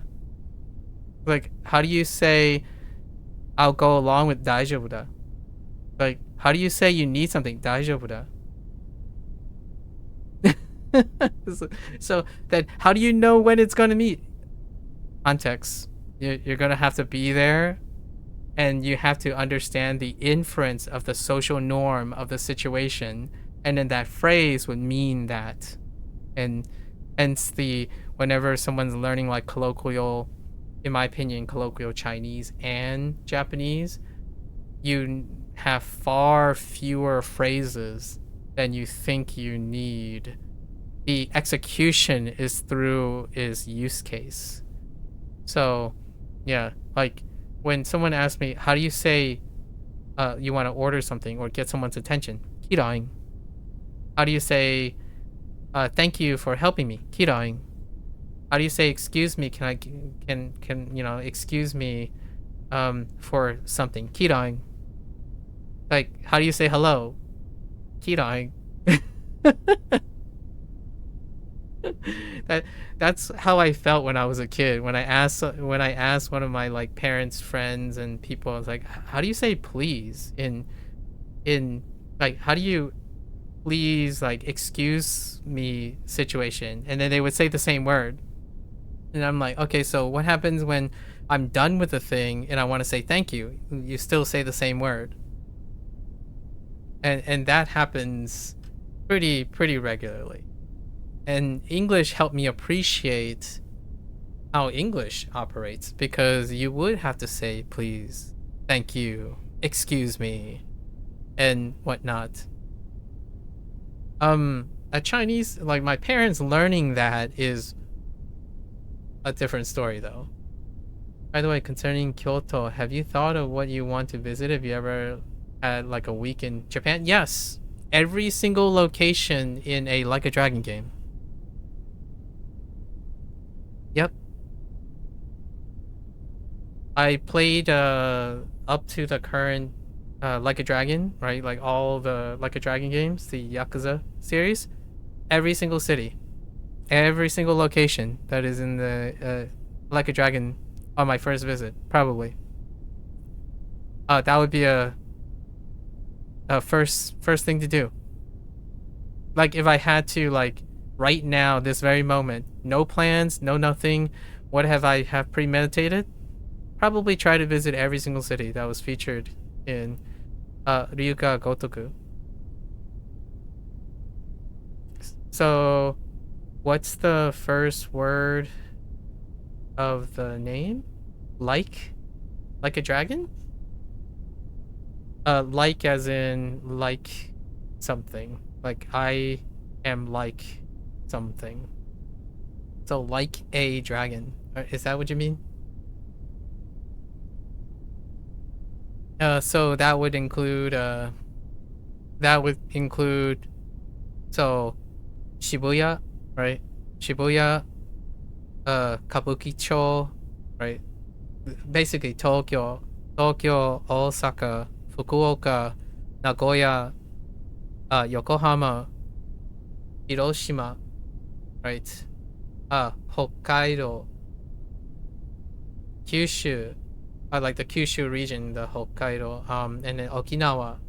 So any of those, and not that you can achieve it in a week, but it would be a laundry list of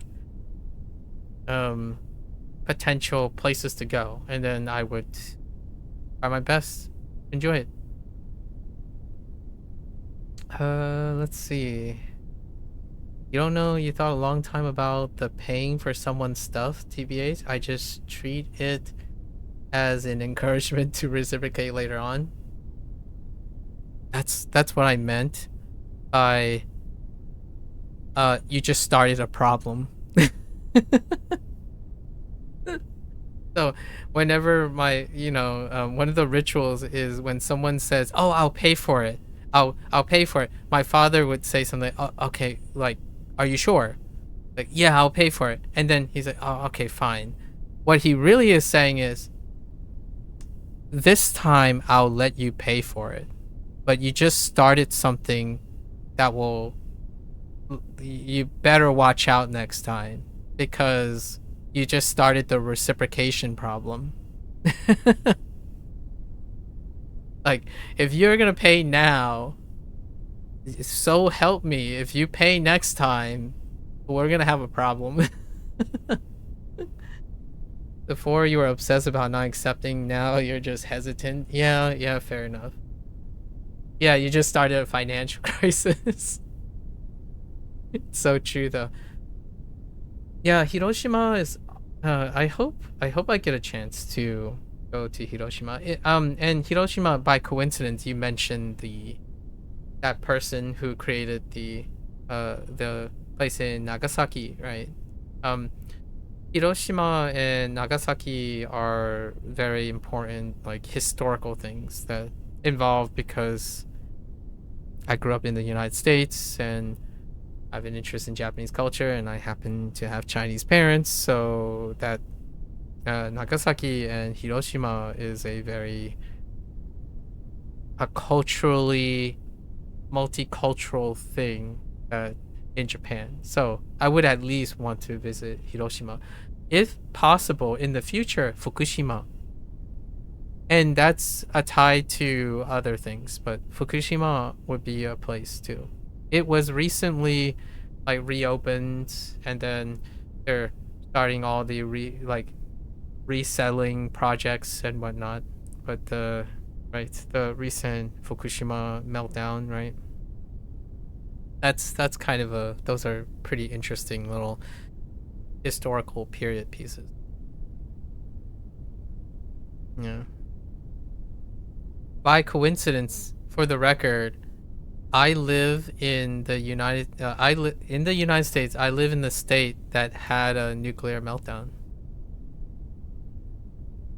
It wasn't quite like the meltdown of like Chernobyl and Fukushima, but I happen to be residing in a state that had a nuclear meltdown. Interestingly enough, most of my life I grew up in a state, one of the states. It is a bit far from here, but there are talks to like recommission it. It wasn't like a meltdown like the whole place and there was radiation leak, but it did occur. You never heard of it? TMI? 3 Mile Island?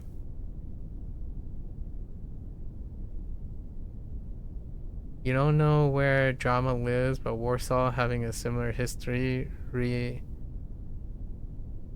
re-insinuate with resonated with you. It's just so beautiful how vibrant it is, regardless, partly because of what it endured. Dresden is similar. Oh, I see. In Germany, 3 Mile Island, TMI.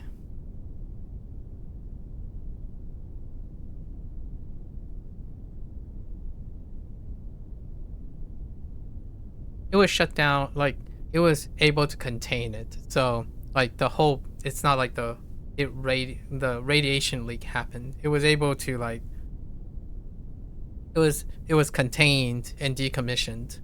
So there wasn't like spillage or like the fail safes were able to contain the meltdown. And then to this day, I'm pretty sure. Yeah. 1979. Yep. 3 Mile Island. I learned about it in physics class. In physics class. It's still there today. There has been talk of like reinstating it, like I don't know what you call it, but rebuild it and then reinstate it. Yeah, during an oil crisis. Indeed. And in the United States, the oil crisis was also compounded by the growing concern of coal power stuff. So the state that 3 Mile Island in it was heavily on coal, and coal was one of those things that were trying to be phased out for like natural gas and oil situation. But there was a nuclear power plant. Interestingly enough. History. Very life. Obviously I'm cherry picking, so it's funny when you line it up in a narrative.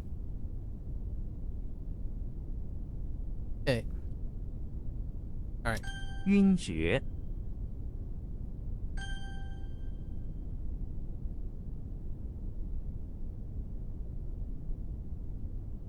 瘸腿， Live long enough, observe long enough, find the connections, and in my opinion, your memory carries you a long way in that way. So, usually the conversation carries my memories. So, whenever someone mentions something, it can trigger a series of like recalling memories. So, TMI, I haven't mentioned TMI at all. This is the first time I've ever mentioned 3 Mile Island in the 7 years plus. 7 years plus. The idea is that my TMI memory is tethered to Hiroshima and Nagasaki. If industrial stuff like this interests you, you ever get to Nagasaki. So I'm pretty sure, hang on.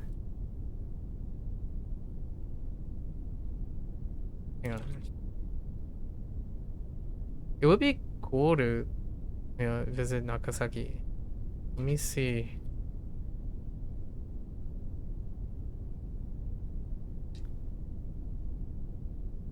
Oh no, they didn't. Okay, I was curious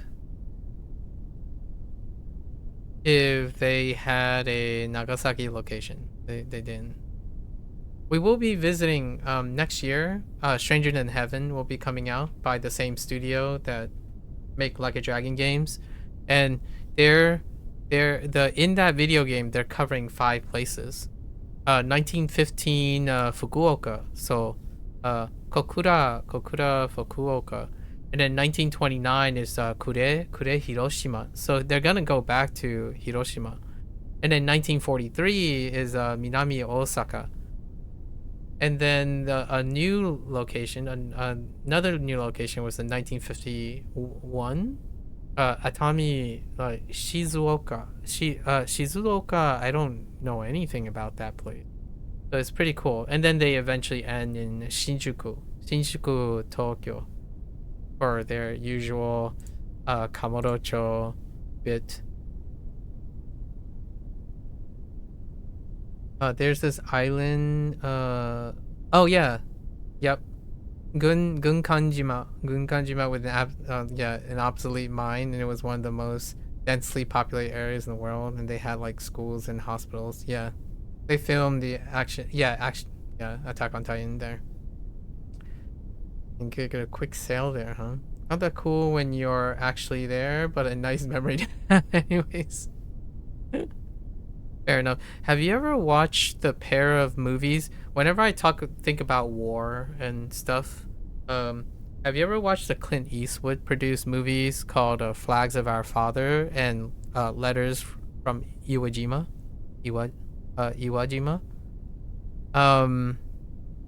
Those are a pair of fantastic movies when it comes to like a wartime period thing. They probably aged quite well now that I think about it. Yeah, they're a pair of movies because one's from classic. Okay, I'm glad to hear. Yeah, there you go.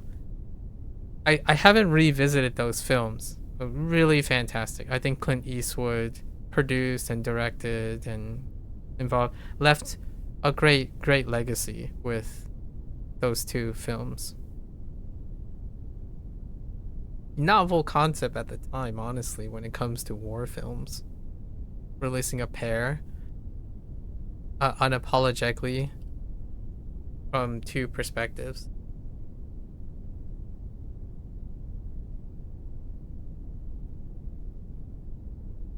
邂逅 Oh.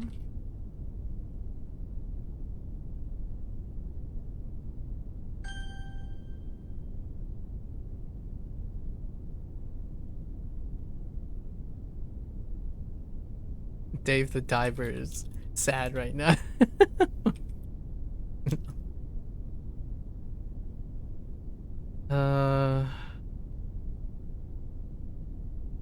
颧骨 Oh, I got 肚 the other side. 脐 Duqi. Okay. I used the qi is kind of hard to remember, the navel, so we're adding stomach to it. Duqi. Stomach is a lot more reliable. 肚脐 So we get navel. 皱甲 Zhou Zhou is the weak one, which is helmet. And helmet's kind of weird. So the only one that we got was Jia, which is armor. So the helmet's part of the armor. That'll help out. I think the reed is a little sus. 皱甲 Pretty good. 雾音 Wu is the weak one. Wu Ying, and this one's still pretty weak. So this is towering and Hulk put together, right? Wu Ying. But towering can be like a higher status, like a more resolute, higher nobility, like a higher tier. Oftentimes bowl phrases like gao, like high, or wei and whatnot, where higher status, you can attach it to something that is kind of middle and elevated. So a bald eagle would be elevated above a Hulk. I'm guessing that's where you get the Wu Ying. 雾音 Despite Wu being really tough to read, it's so difficult to look at this and it's like, oh yeah, that's obviously Wu. 彗星 Huixing is to help because I keep thinking Hui for wisdom, but wisdom is missing a radical. This is comet, so we're lining up with star to give it shooting stars are comets, right? So I'm guessing that's a Weixing. 彗星 Weixing. By the way, there's this Polish saying. Okay, go on. Okay, explanation incoming below. Okay, that I see it. I see it. All right. 精神奕奕 Jing Shen Yi Yi. Okay, we couldn't find a very good thing for Yi Yi. So Yi is radiating, but it's more like bouncy, brilliant, bright. So in great spirits. So they attach Yi Yi to spirit. Jing Shen. So that's what I got to play with here. 精神奕奕 Is this an idiom? Maybe. Which means I wouldn't do that for people's China. Even for people's China. I wouldn't even do that for... Wait. Which I think has two readings to it, but it's a tentative unsupported take. Even for people's China. I see. Intriguing. What is the undertone of that saying? Give me a contextual use case of that saying.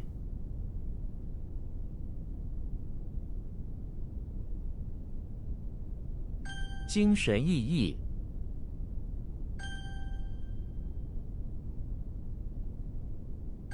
彗星肉甲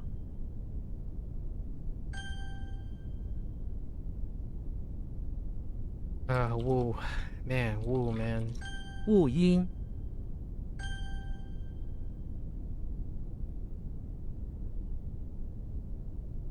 肚脐， I just don't talk about people's navels. That's kind of weird.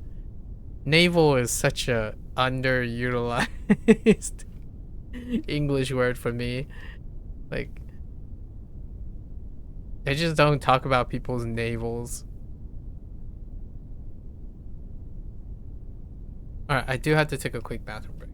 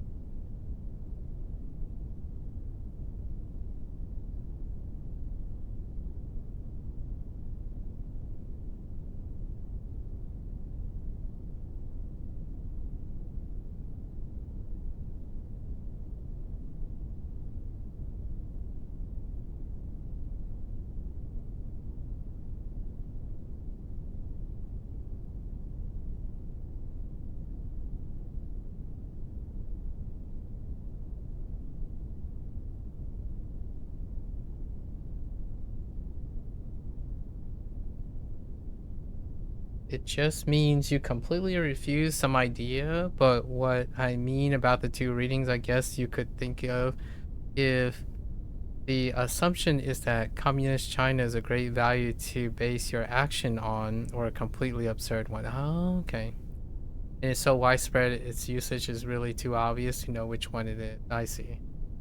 Like, I wouldn't do that even if it meant hurting the People's Republic of China, or I won't do that for something less than equal to. Yeah, it's kind of like contextually polar opposite stuff. Like, man, that's not even that bad. Like, man, that's not even that bad. Like, man, that's not even that bad. Or like, oh, I would be very careful. Oh, I would be very careful. uh, prosodic stress is interesting in English. Yeah. That's a lost art form, by the way, in my opinion. When people stop speaking anymore, um, the characteristic of using prosodic stress while talking in English, or any language for that matter, but I'm gonna use English as an example because when I hear people talk, there's no longer that element of nuance even in English.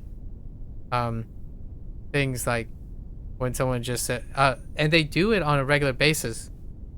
In my opinion, just not with like more English. It's like descriptor English. They would do things with like, bro, bruh, bruh, bruh. That type of thing, that does happen, right? Bruh means all of those things, which is very similar to our my funny commentary, or my intended funny commentary about contextual language. English does acquire some of those things. There are examples of those things now, especially online, where you use a single sentence, and depending on your stress, pitch accent, volume, extension, that same technical sound that they're making, which transcended its original thing, is a good example. However, it no longer accompanies English anymore. So, like, dang, that sounds really terrible. Versus, dang, that really sounds terrible. Huh, that sounds really terrible. So, that stuff no longer exists. Now, despite people being able to say, bruh, bruh, bruh. Like, so those are the three, right? So with the examples. And that's kind of the flexibility of the English language. It's acquiring certain things as well. And now you can give examples. Like, originally, if you talk about like lexicons, like old school lexicons, someone would say, well, contextual English doesn't exist. Like, there's no like myriads of tonality in a single utterance that would present something that's analogous to Chinese, for example. And yet I use bruh as the main example. When you have bruh versus bruh versus bruh versus bruh. Chinese.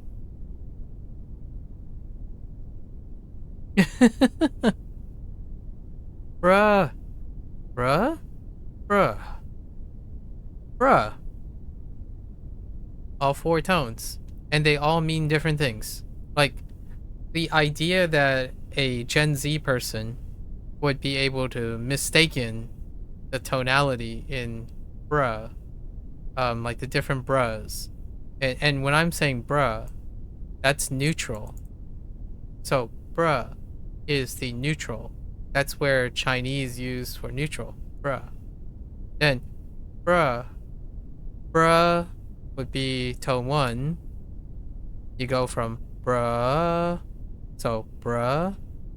Go from 1 to 2. And then bruh. Just.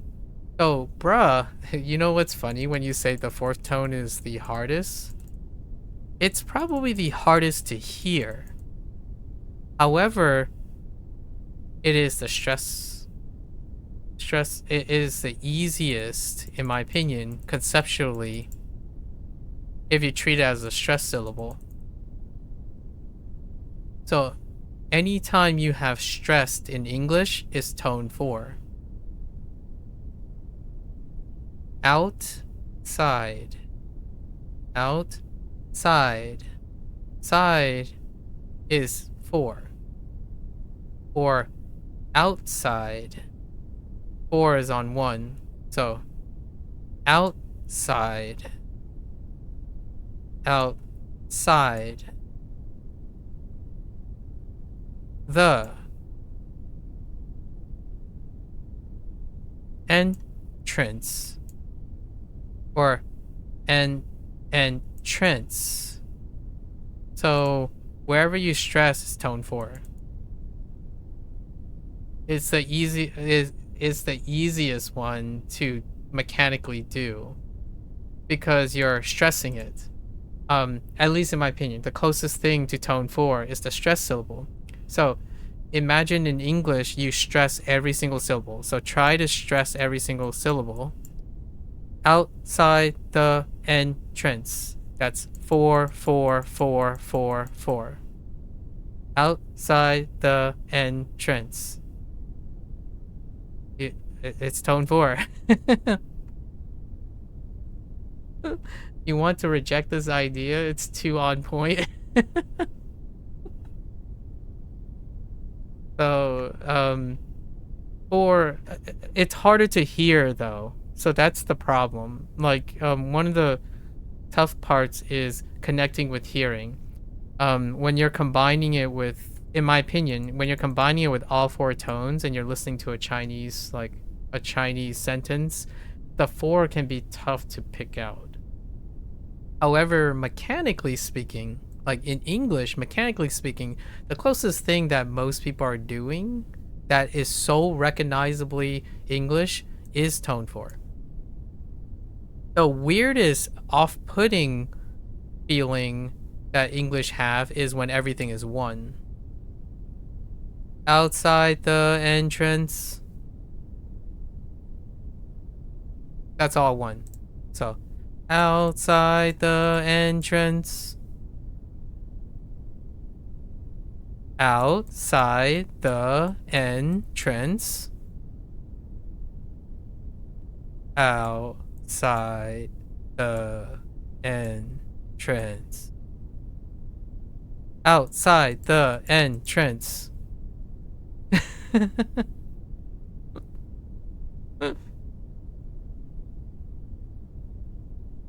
So this would just be flat, right? Outside the entrance. Outside the entrance. Outside the entrance. Outside the entrance. Why is the tone 4 faster? It's trying to emphasize the hit, but it's actually gonna be extended. Outside the entrance. So there is a trail. It's two syllables. So you have to hear the rest. The trailing off is the rest of it. So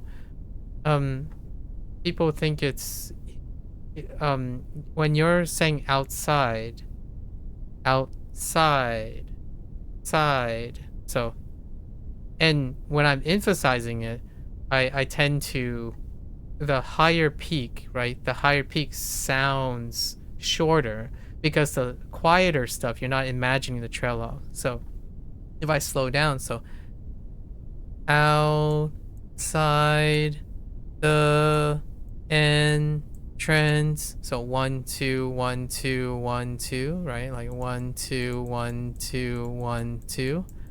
So then if you try to do the 4th tone, you also want to preserve the 2 tones. So outside the entrance. So then you have 1 2 1 2. But I was just speaking based on my preference. So in all cases in Chinese, the spreading of the sound is conserved. In English, it's not. English is not. So you can have like long. So for example, outside. Outside is probably 1 2 1 2. So that's okay. The is 1. N is 1 2. Try 1 2. Well, it's one word, so it's like 1 2 3 4 5 6. So like if we were trying to talk about the beats, right? So there would be a beat on ora, se. So in trance, so in trance. So that would be like all the beats. Despite in Chinese, it would be like you would break it up into the 2 and 2, which does help. The thing is, a Chinese word is not this. It's not like this thing. it would be two characters put together with two beats. Yeah, so it would just be two characters with two beats. So it's not represented this way. Yeah, beats are very intuitive when you listen to it. When you're used to wanting to count beats, it feels great. Like, however, in English, when you're trying to say things, the beats are everywhere. So like pronunciation, it's not pronunciation. Like there's no you separate like like like puro noon tion. Like there it's so difficult to parse the beats, like, and the way you parse the beats is to give every part of the sound, like the word, the same weight, and that's kind of weird. And in Chinese, you impart it through the tone. So in Chinese, despite like this is like, for example, right, 许言见许言见许言见, and then, and if it's one, which there are ones, like it still comes off as e, as in 1 2 e. So xuan yi jian. Oftentimes the tone is what carries the beats, and they're usually uniformed with very limited exceptions, like super limited exceptions, which is the neutral tone. It's a 1. So like, for example, 孩子孩子 or 汉子汉子. So this is 1, but these always feel like 2. They generally feel like 2 beats.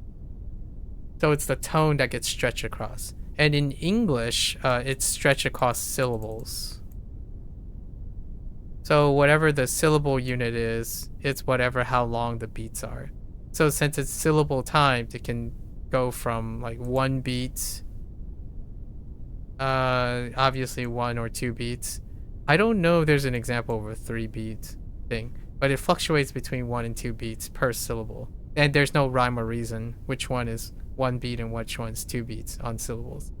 Japanese is always on 1. So like everything that they write is going to be 1 beat. It's treated as 1 beat, and then when you combine them, you get more than 1 beat. In Chinese, it's, in my opinion, personally, to give you time for the tonality, it feels like 2 beats when compared to Japanese. So like, if this is written in Japanese, it would be E. I would typically say E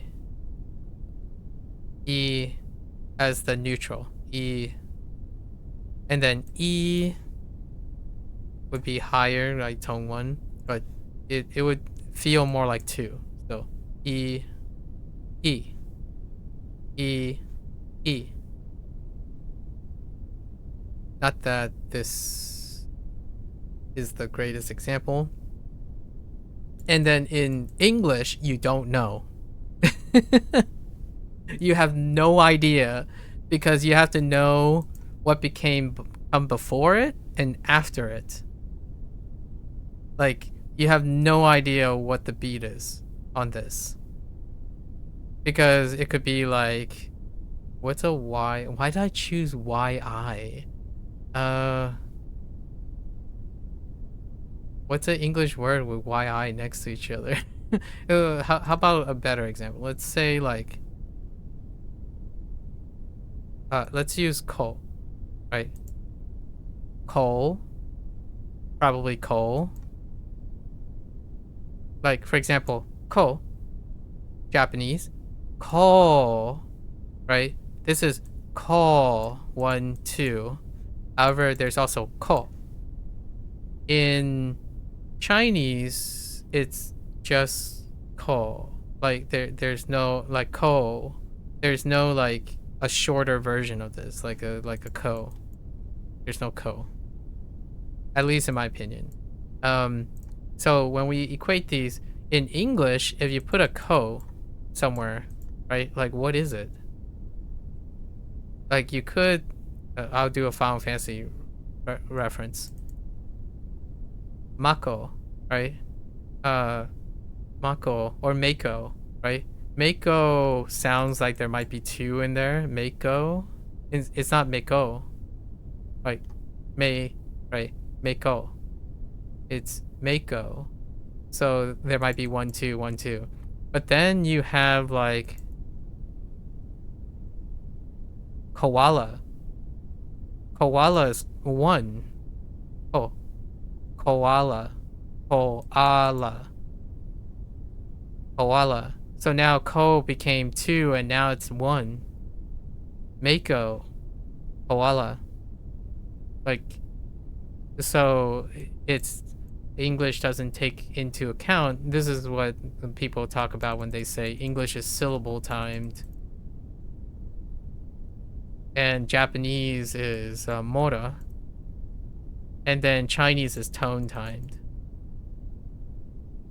So the tone imparts its length, while mora is a beats thing, and then English is syllable time. So if you take any syllable, it's hard to determine how long the syllable is until you understand where the word is, where like what its reference is. And there's no like standardization of it, at least in my opinion. Like how I know koala might not be an quote unquote a straight up English word per se, right? We could write like am I choosing such bad words? KO. What's another KO? Oh yeah, just saying KO. KO. Like K itself is 2 beats. K. That's Japanese. 1, 2. K. K. KO. It's 2 beats, not 1. So it's not KO or K or like KO. KO. It's not KO. It's KO. And then it's not KO. KO or KO. KO. It's KO as in 2 beats each. And then you know, Japanese would either make this 1 ko. So ko only has 1 beat. You could say ko ko ko ko instead of ko. And then if they were gonna do it in like try to reflect it in Japanese, it could be something like kuro. Kuro, but that's still 2 beats. So it's probably K. Oh. So 1, 2, 1, 2. K. Oh. That's Japanese. So to get Japanese to match English in this very specific case, it would be K. Oh. So K. E. K. Oh. So and then it suddenly changes here because if you think Mako, right? Mako, as in like Final Fantasy term, right? Mako, that's just 1 and 2. So now somehow in English, this is equivalent to K in Japanese, but this is equivalent to the Japanese because it's a quote unquote a Japanese term, right? So not the greatest example, but then we have koala and they have different beats. So how would you get koala? It will probably still be ko. Koala.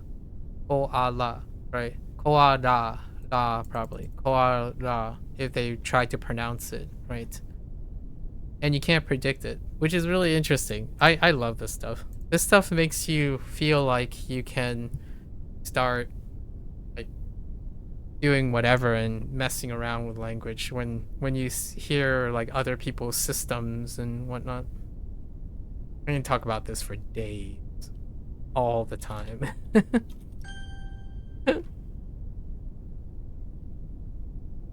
And get me started. Uh, what is this? The tree thing. I want to say it's.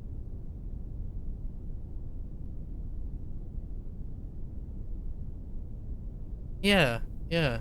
Anytime. I hope when you're learning, yeah, whatever, whenever you decide to learn your language or like whatever target language you're gonna learn, if if this stuff is great, definitely feel free to share with me your enthusiasm with it. I think being enthusiastic about this stuff goes a long way to making it far less of a grind.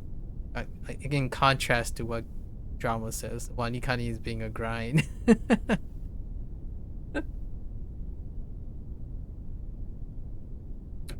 Drama hasn't met me yet when he said Wanikani is a grind. This is either Guy or Trey or I'm gonna go with. 和 Dang it, it's her, and I have no idea. I'm gonna write. Is it a tree? Oh, it might be Hero. Oh no. It's Nucleus. How would I know it's Nucleus? It's a if you know it or you don't. Okay. Part of the nuclear reactor. Coincidence? I think not. That is a coincidence. Yeah, nucleus as in like a nuclear reactor. Ew.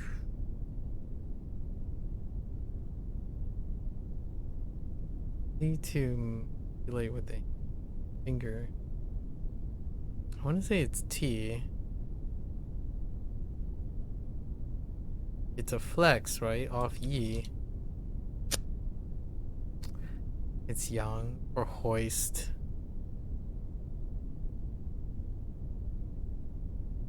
Hold up. I need some help with the enclosure. Oh, T doesn't have E and T doesn't have this stroke. I screwed up. There's a missing stroke here. Or there's an additional stroke here.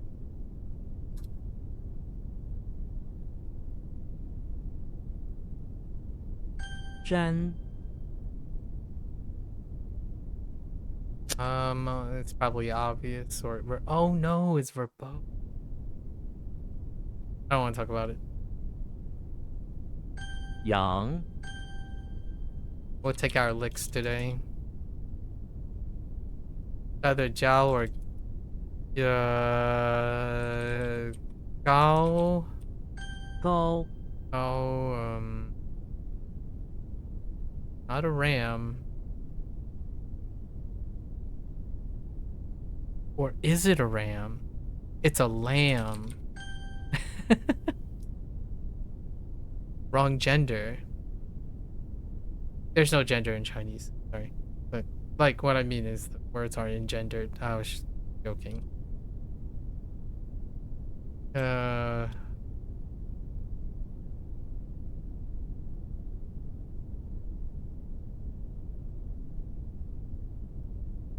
Oh, yeah. Speaking of which, the current languages that I'm spending most of my time, they're not engendered, right? I do know Spanish though. So we haven't really gotten into the conversation about engendered language yet. That's something I comes up immediately after some Spanish gets thrown in. Engendered language. Which version?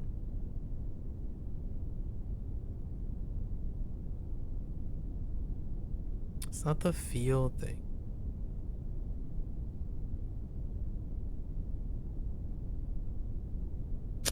Yeah, it's okay. The vanilla dung is working as. So, what is the hand dung? The block dung.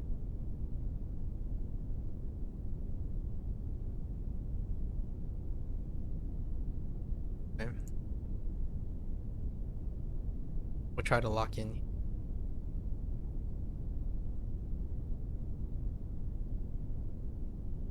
I want to say that.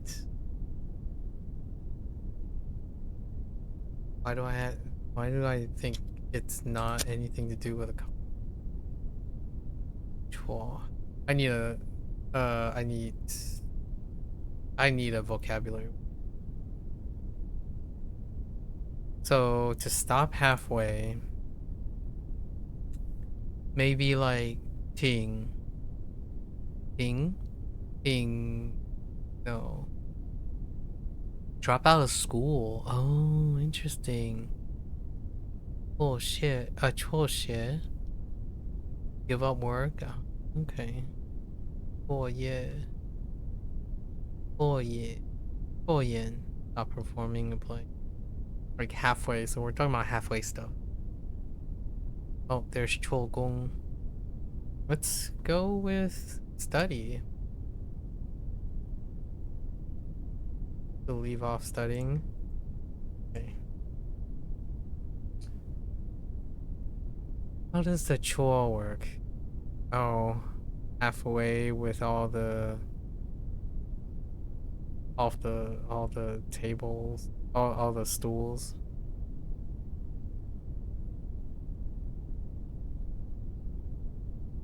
Pretty sure there are two with four stools. And the one I went with was J. Oh no, yeah, J. Yeah, to sew. That's the only other character I could recall immediately with four of these. Alright, so the car is Chucky in this tiny little car.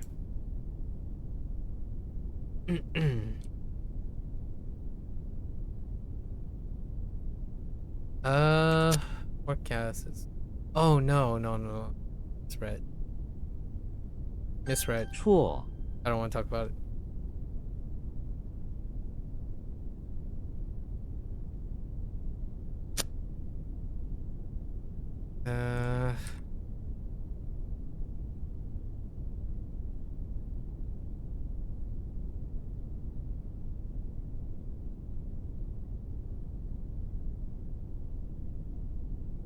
Why do I think it's... That doesn't seem right. This is sufficient. Or enough. Right? Oh, goodness. Oh, no. Ah.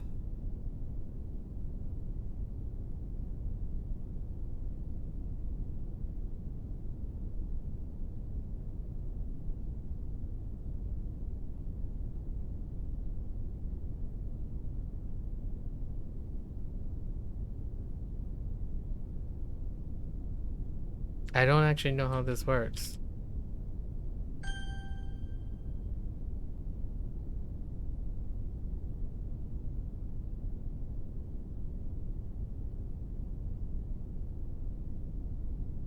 Uh...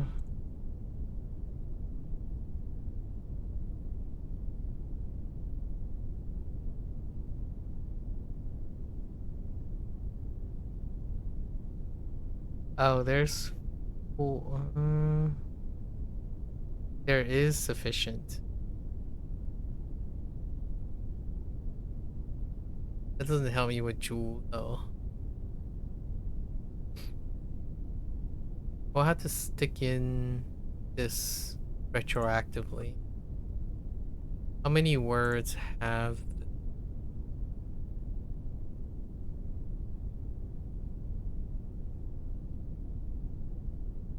Or how many characters? Looks like 3.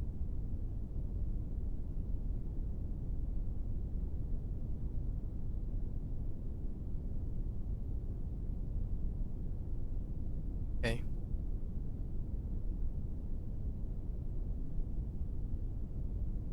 足个 Wait.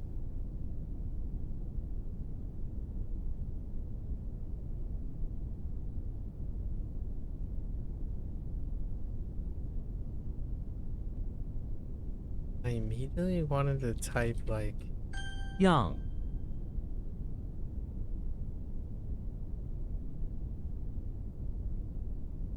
I have no idea tree thing is. I think this is to like here, okay. Appearance with a tree. Some of my foundation is slipping.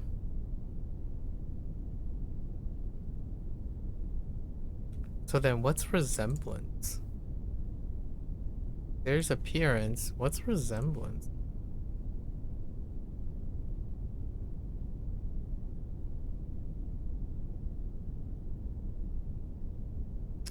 Okay.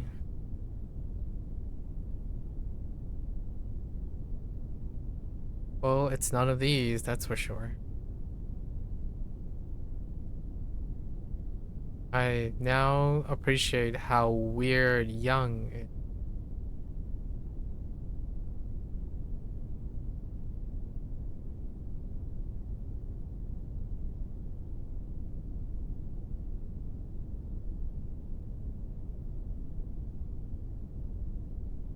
There's no tree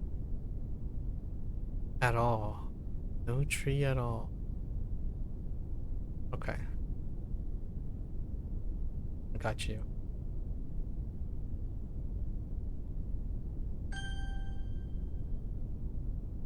为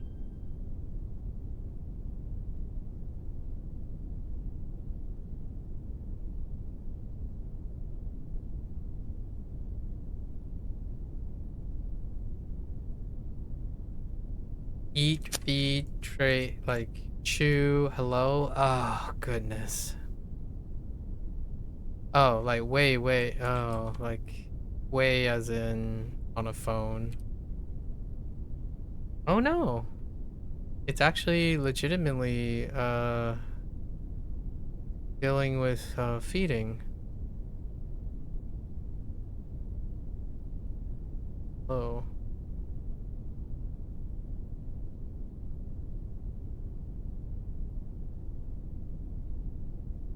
We're just gonna that's either you know it or you don't.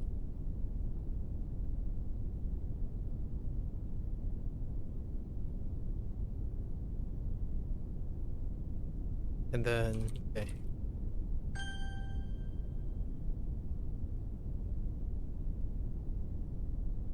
Oh, done, not dong.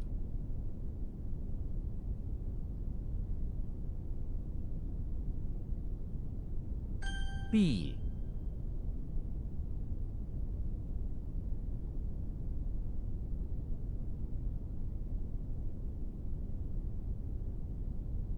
Evading. What do we have for evading?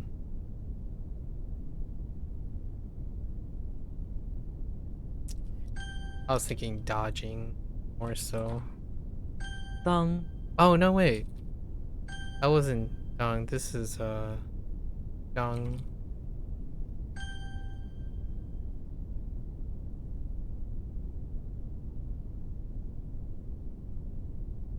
Uh oh, this is the fat one. What is the fat one? Yeah.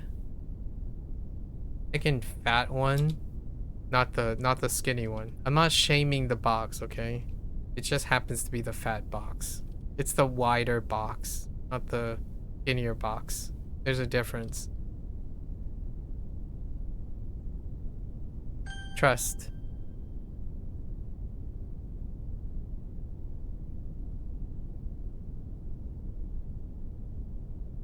Wait, what?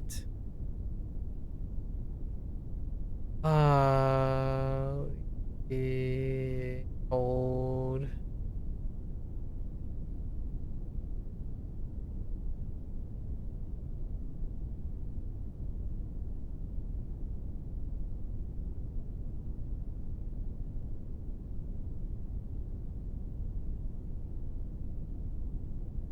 Where's the handle coming?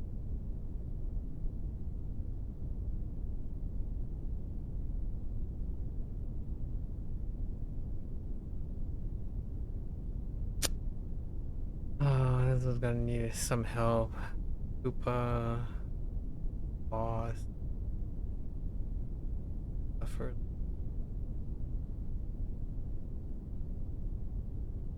No, is this the... No.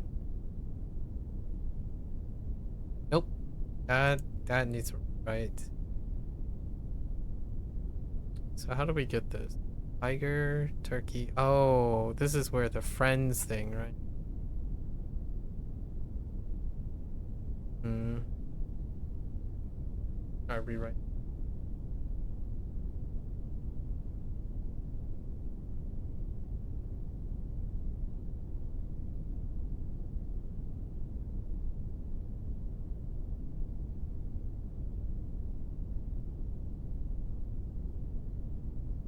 Handle.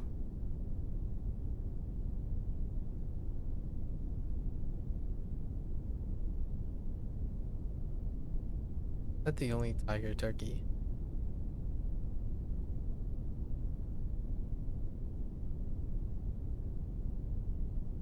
It is the only tiger turkey. Okay.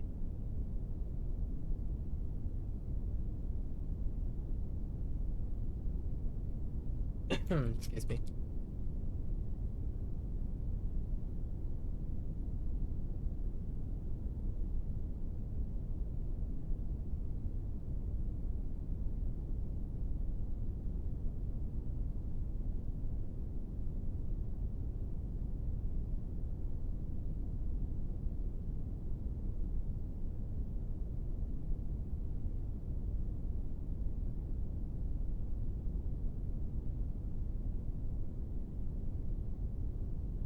Hmm.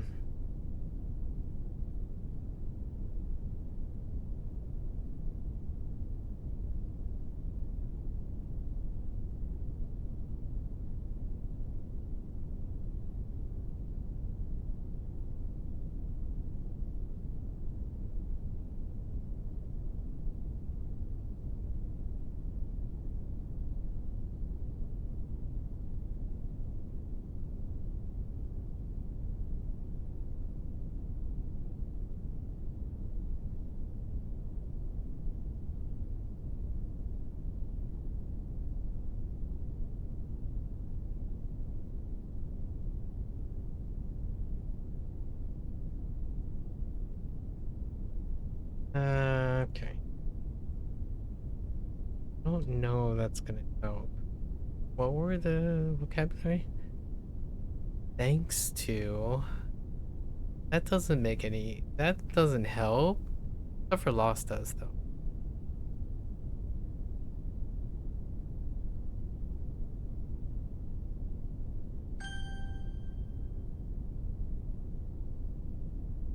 沈约亏 Nope.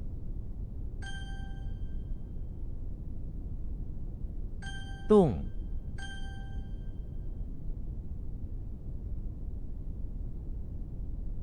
音 Baby, baby.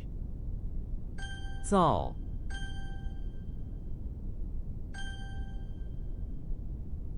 Eh? 炮 L.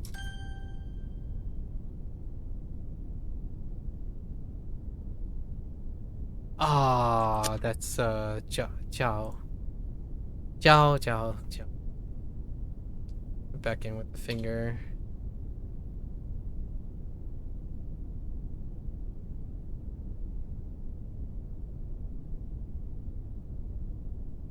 What? Did I misspell it? Oh, I spelled it with an H. Why did I do that? It's okay. We'll be okay. Oh, Nyang. Nyang. What? The reindeer? That's reindeer, right? Oh. It's not Lu. Oh no, that's a unicorn. 思 The S.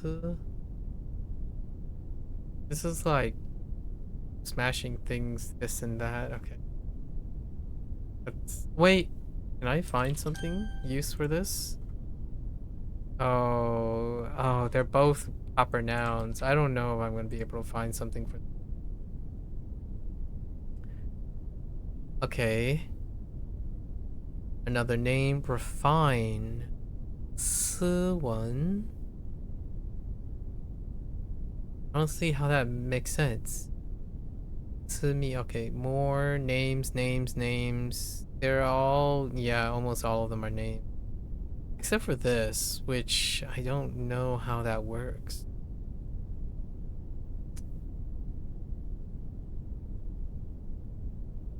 What I'm gonna do is I'm gonna probably add just 斯 to the list because this is a proper noun for the most part. I'll add proper nouns as a 歌 compromise. It's not giggle, is it chuckle? Okay. Is there a difference? The world may never know. Oh goodness, this is gonna be a 50-50. Bien or bien. I'm gonna say... Dang it. It's bien. Or flat. Ah. 零 What did I say? Unicorn? Yes. Unicorn. 岁 扁 Oh no, that's Ju. I misread the top. Okay. I want to say owl. 包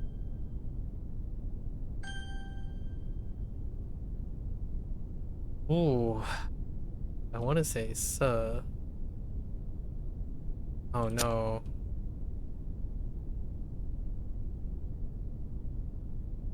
It's chewing, so so. Oh, so. Hold up.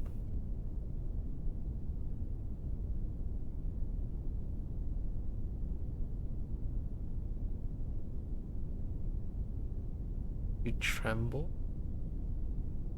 Alright, alright. Need more. We need more. Does the Pope? Hold up. Does the Pope and... It does. It's a rope.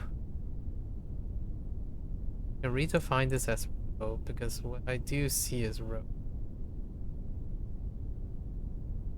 Oh, I did incorporate rope.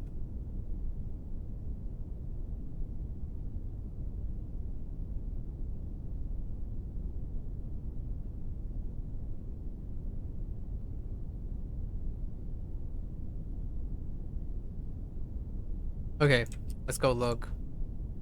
So suck, right? Maybe like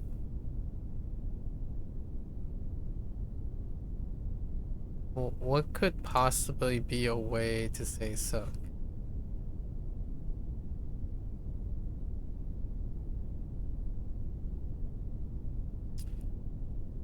Like going in, or maybe like slurp.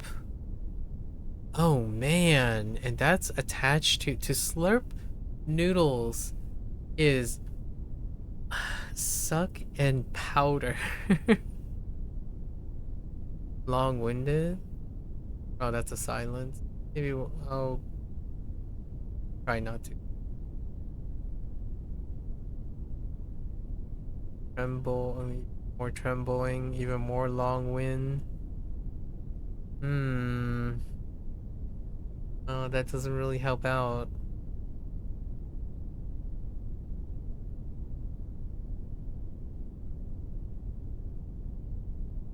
Nope. That, that's that sucks. I guess. I get where the powder is coming from. Maybe they're more referring to like the corn starch thing. Like or like the wheat. I'm not wheat, like the powder of like the rice powder that creates the. Yeah, why not? Let's just throw this. I think this one's gonna, lack of a better word, suck. The other one, the oh, but it does have soul. Soul. I just sucked at remembering rope. Or the other rope. This is a different rope, not the really complicated rope. 歌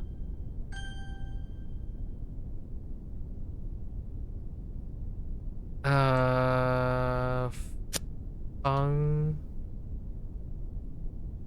or is it fung?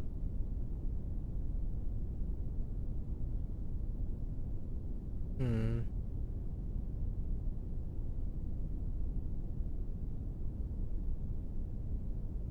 Empress.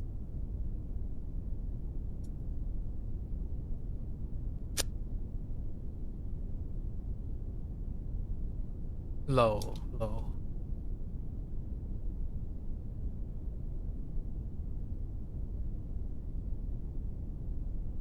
Hmm. Got the luck crown mole.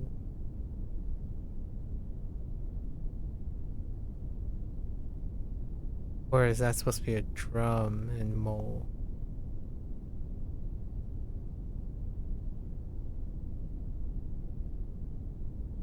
Yeah, for the platform. So it's until, right? We use until in drum, right? 招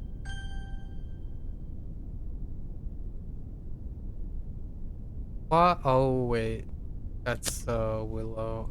That's a willow tree or drooping willow, right? Hua has more. There are flowers at the top. What?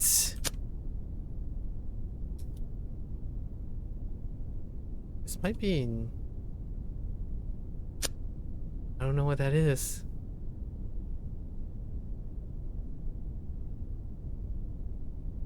Star and bottle.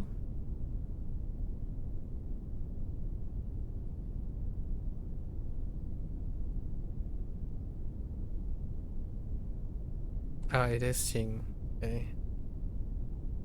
Pretty sure it's Xing. Wrong tone. I had the wrong tone the first time. 醒 Type Xing instead.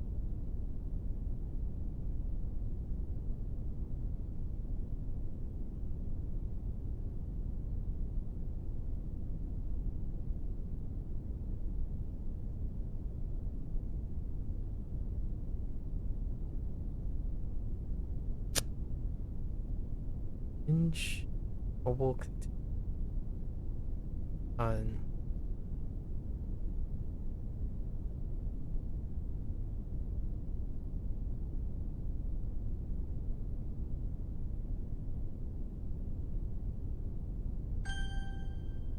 喊屁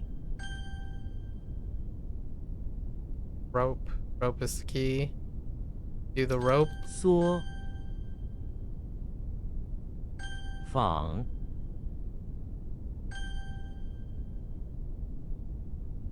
锤 Okay. Juku.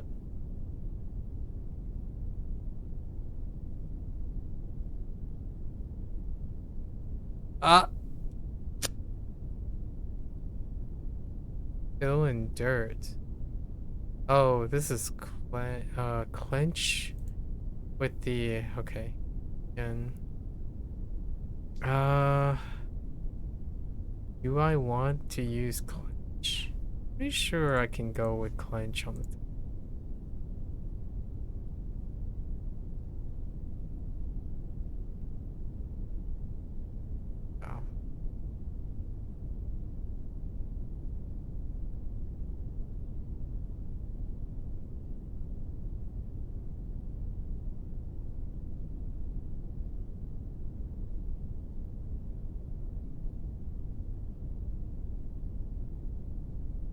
Hmm, I can imagine.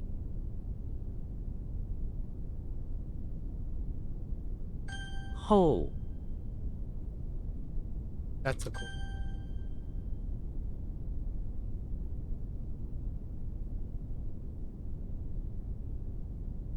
Uh, what?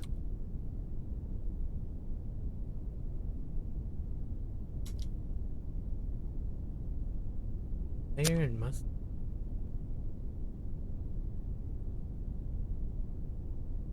Don't.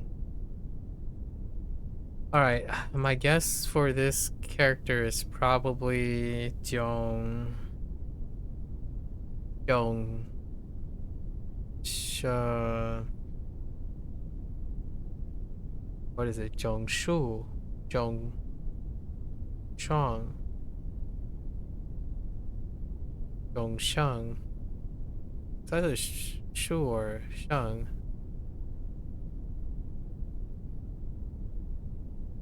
Oh, oh.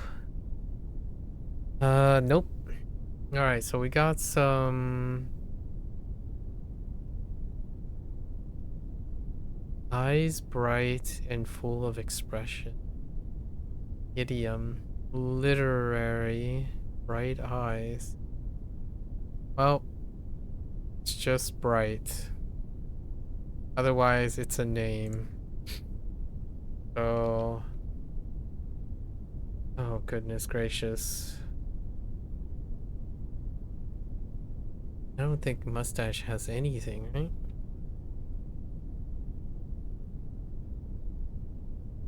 All right.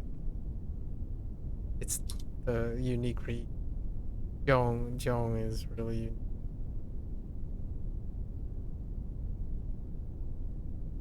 Oh, young. Oh, that was the one that I was thinking of.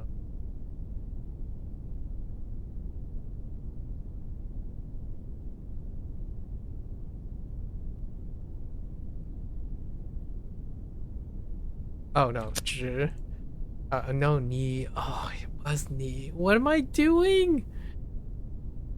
Wait. This is the other Ni,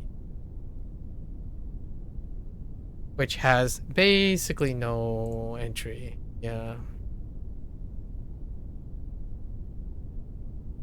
Started with Ni and then I backed out. Yang. Oh, is this Ripple?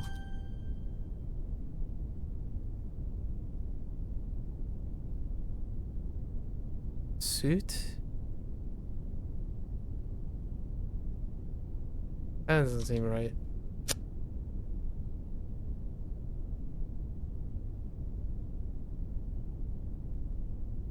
Evil or brown. Oh no. Love for brown. And it's how would I ever remember?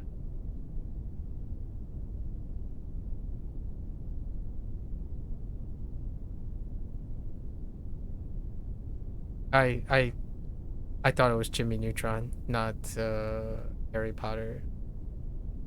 Although this is her, right? Is that how we're getting it? The yeah, so it's a 50-50 between Jie and He. He is actually weaker than yeah. Darn. Oh no, the arm.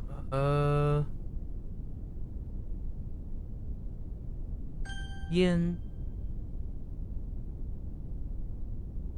Oh, it's not this. It's here. Here.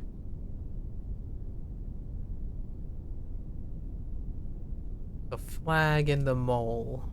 Where am I going with the flag and the mole? Running out of time.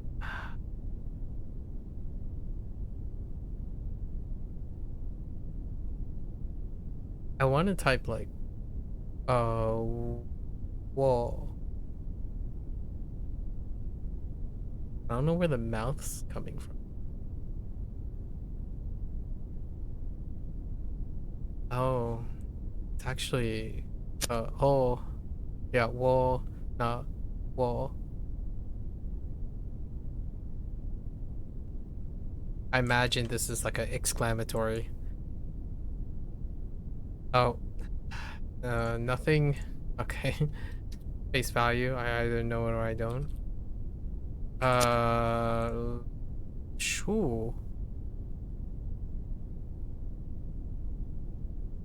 I screwed up. So what? This is the extra read. Yeah, shoo. The foreman has the shoe.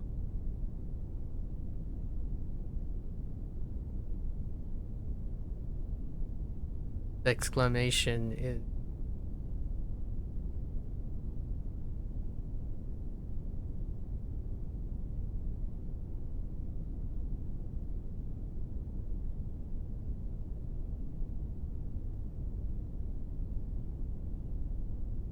foreman has a number.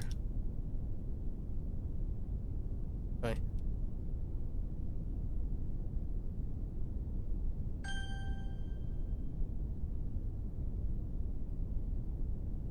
Or Oh, is it because of residence?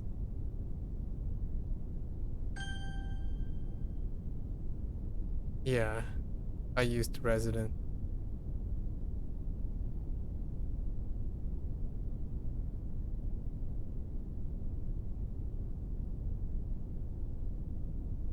Like houses.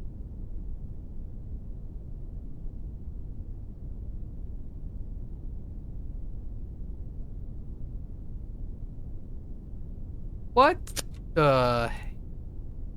Oh, merchant. The other. So how does this relate to? What was the bottom of my?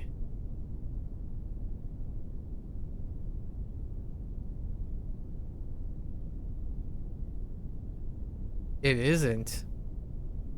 So what am I thinking of? I? Oh, it's a net, not a cowboy. Careful with the cowboy.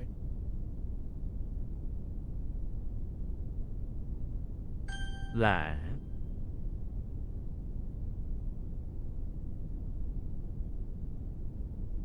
Not twist. Take on.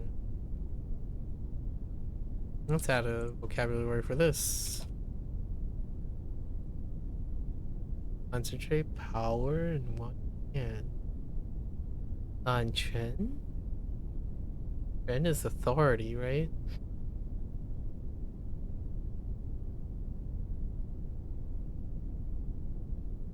Post. Attract. 招揽.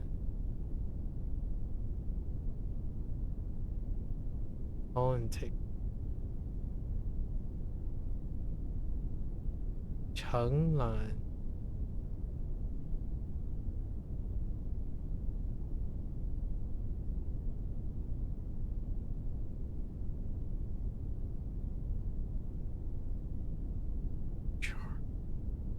Tonglan. Tonglan is okay. Hold on.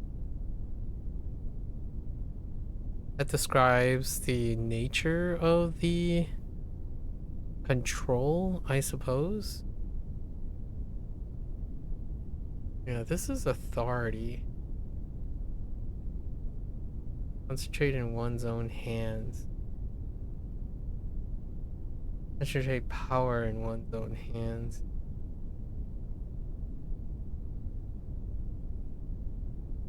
Take on authority. It feels like it's more like to take on the responsibility. Seek mutual dysfunction. All right. Um. Yeah, it's like assume full responsibility is how I feel about Lan Chen. But what is this? Bao Lan. Or both of these kind of feel.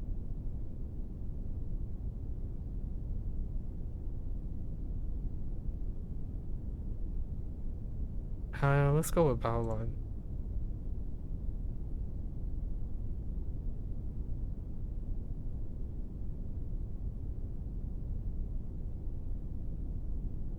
Song.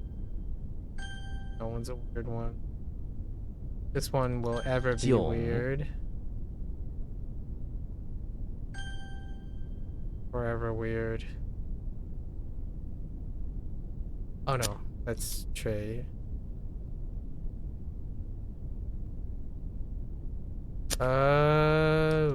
Red?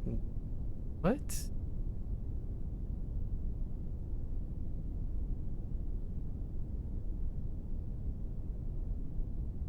Authority. Or all control.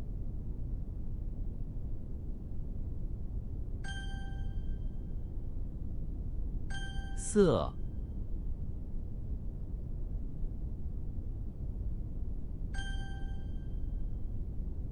你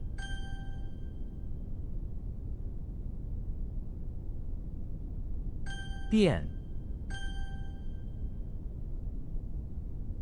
脚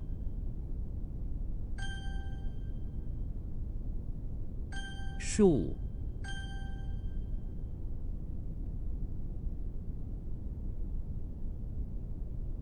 Really thought it was. 吃 Eh? Of course it is. 台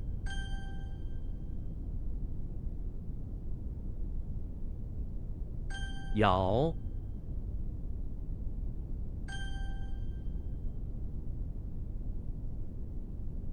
屁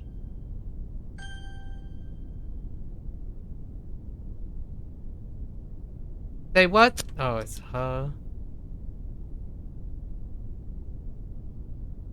or is it It could be Oh no. 不 Oh no. That's announce. Don't have an announce. Maybe gao. 布告 or 告布. 不见.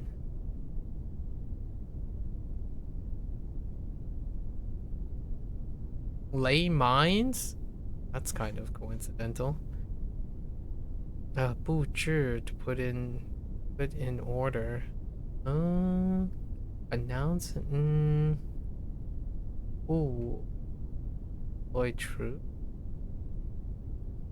Oh, there it is. 布告.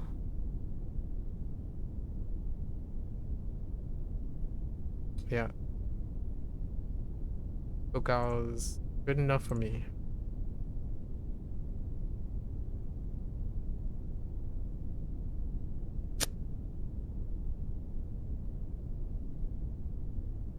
Okay.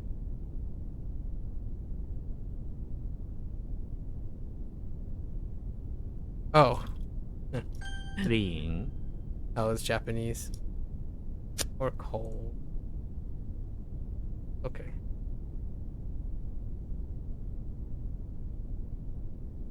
It's probably for oyster.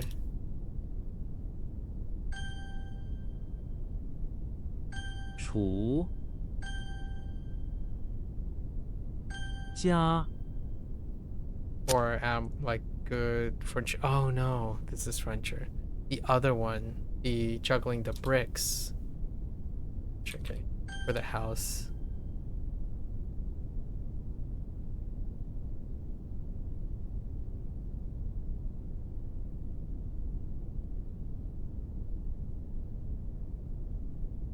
Uh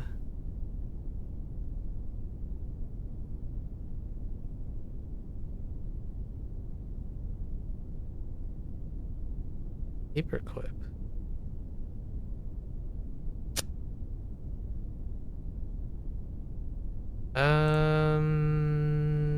We need paperclip. All right. What is it? Criminal. Criminal. Maybe Ren? Or it could be bandit. J. That's good. Yeah. Fun J will.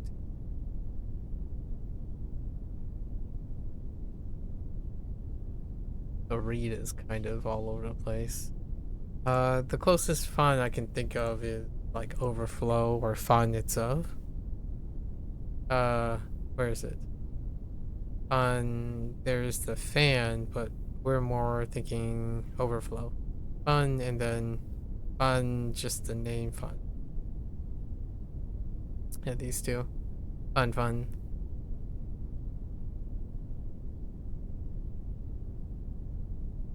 表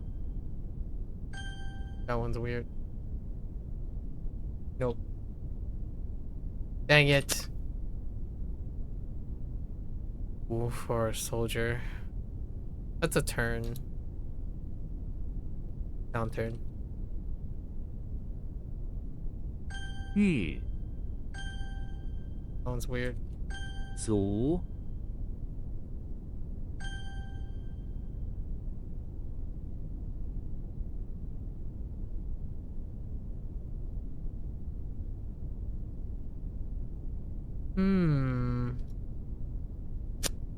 Probably one. Lane.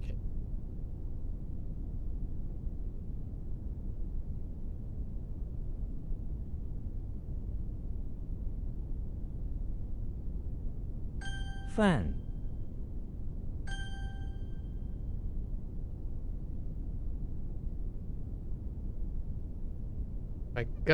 My heart is telling me. My heart failed. 鹅 My heart failed so often today. Okay, so we gotta remember 鼓 it's a cowboy, not a net. 蒙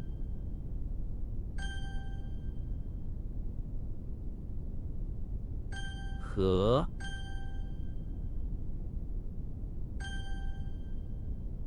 里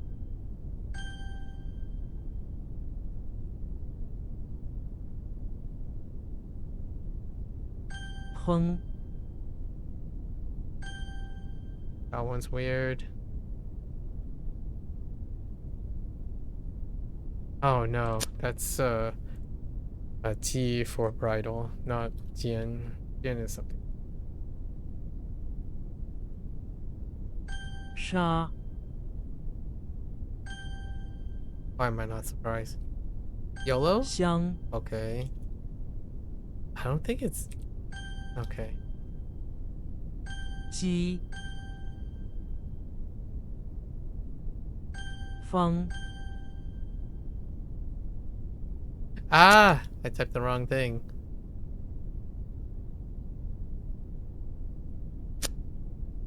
Oh, it's Hulk.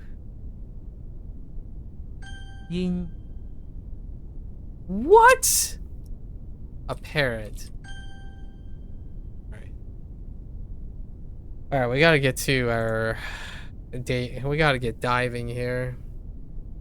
Alright. No, we're not gonna go over the active recall today. I think 21 is the 121 is the max. We'll see if it extends tomorrow. Alright, folks. There's a wrap for HanziHero today. If you're gonna watch this later, shit. As always, feel free to follow along, pick up HanziHero for yourself. You're always welcome to come on by and yap, discuss, derail. Lots and lots of personal exchanges today, right? It's not every day that I have three kind of balloons the discussion. I want to echo some of the underlying tones. Sharing experiences, sharing stories. I want to say that I try my best to be as empathetic or sympathetic, much as possible. I do want to iterate one of the core essentials. Conversation between people that shows mutual respect and open-mindedness is a win-win most of the time. And I did share some of my personal idealisms and beliefs as well, while to reciprocate the generosity that was given today during HanziHero. We all had some fun little banters, got quite a bit candid in it, and sharing a moment of vulnerability, right? Mutual vulnerabilities to leave an impression on each other. I think that's a time well spent, regardless of the other stuff. I think it holds a yapping, discussing, exchanging ideas, and keeping each other motivated is irreplaceable by things that you can do on your own for whenever you choose, right? I do still firmly believe that people are earnestly good, right? They try their best to be good. And hopefully that continues to exist into the future. We talked about digitalization creating a maybe potential deficiency. So many topics: paranormal activities, war, some geopolitics, spiritualism, lots of language related things. My tentative, again, I'm gonna take it with a grain of salt and disclaimer, right? I try to be as appropriate as I can when I talk about the cultural perceptions. I do have myopia to some extent, in the sense that my experience is only anecdotal and it's limited. I'm not here as a scholar or an expert on cross-cultural norms and whatnot. I like to share the stories, engage and help and see if the interest is there for other people, and then those other people can come and exchange ideas with me. So in no way do I say that I represent my anecdotal experiences, represent a masterclass in understanding Eastern, Western cultural norms. The idea is to make it feel really interesting to share these things, and then we can learn together, mutually, respectfully, interchanging, because a collective is strong, at least in my opinion. And my idealism is where there is empathy and sympathy, there is camaraderie and a win-win condition. So despite my predilections for evidence, observation, or maybe my agnostia when I was talking about spiritualism, there is an underlying mutual collectiveness in all of the things we talked about today. And it's humans doing their best, at least in my opinion, trying to do their best with whatever information and environment they have. I really do stick to that point. So that is why I typically end with a open invitation. Yap, text, keep each other motivated. So until next time, 大家下次见，感谢观看. See you guys next time. Thanks for watching. I'm gonna get up, stretch, walk around a little bit, and I'm gonna try to squeeze in some Dave the Diver today. I'll be right back. Thank you.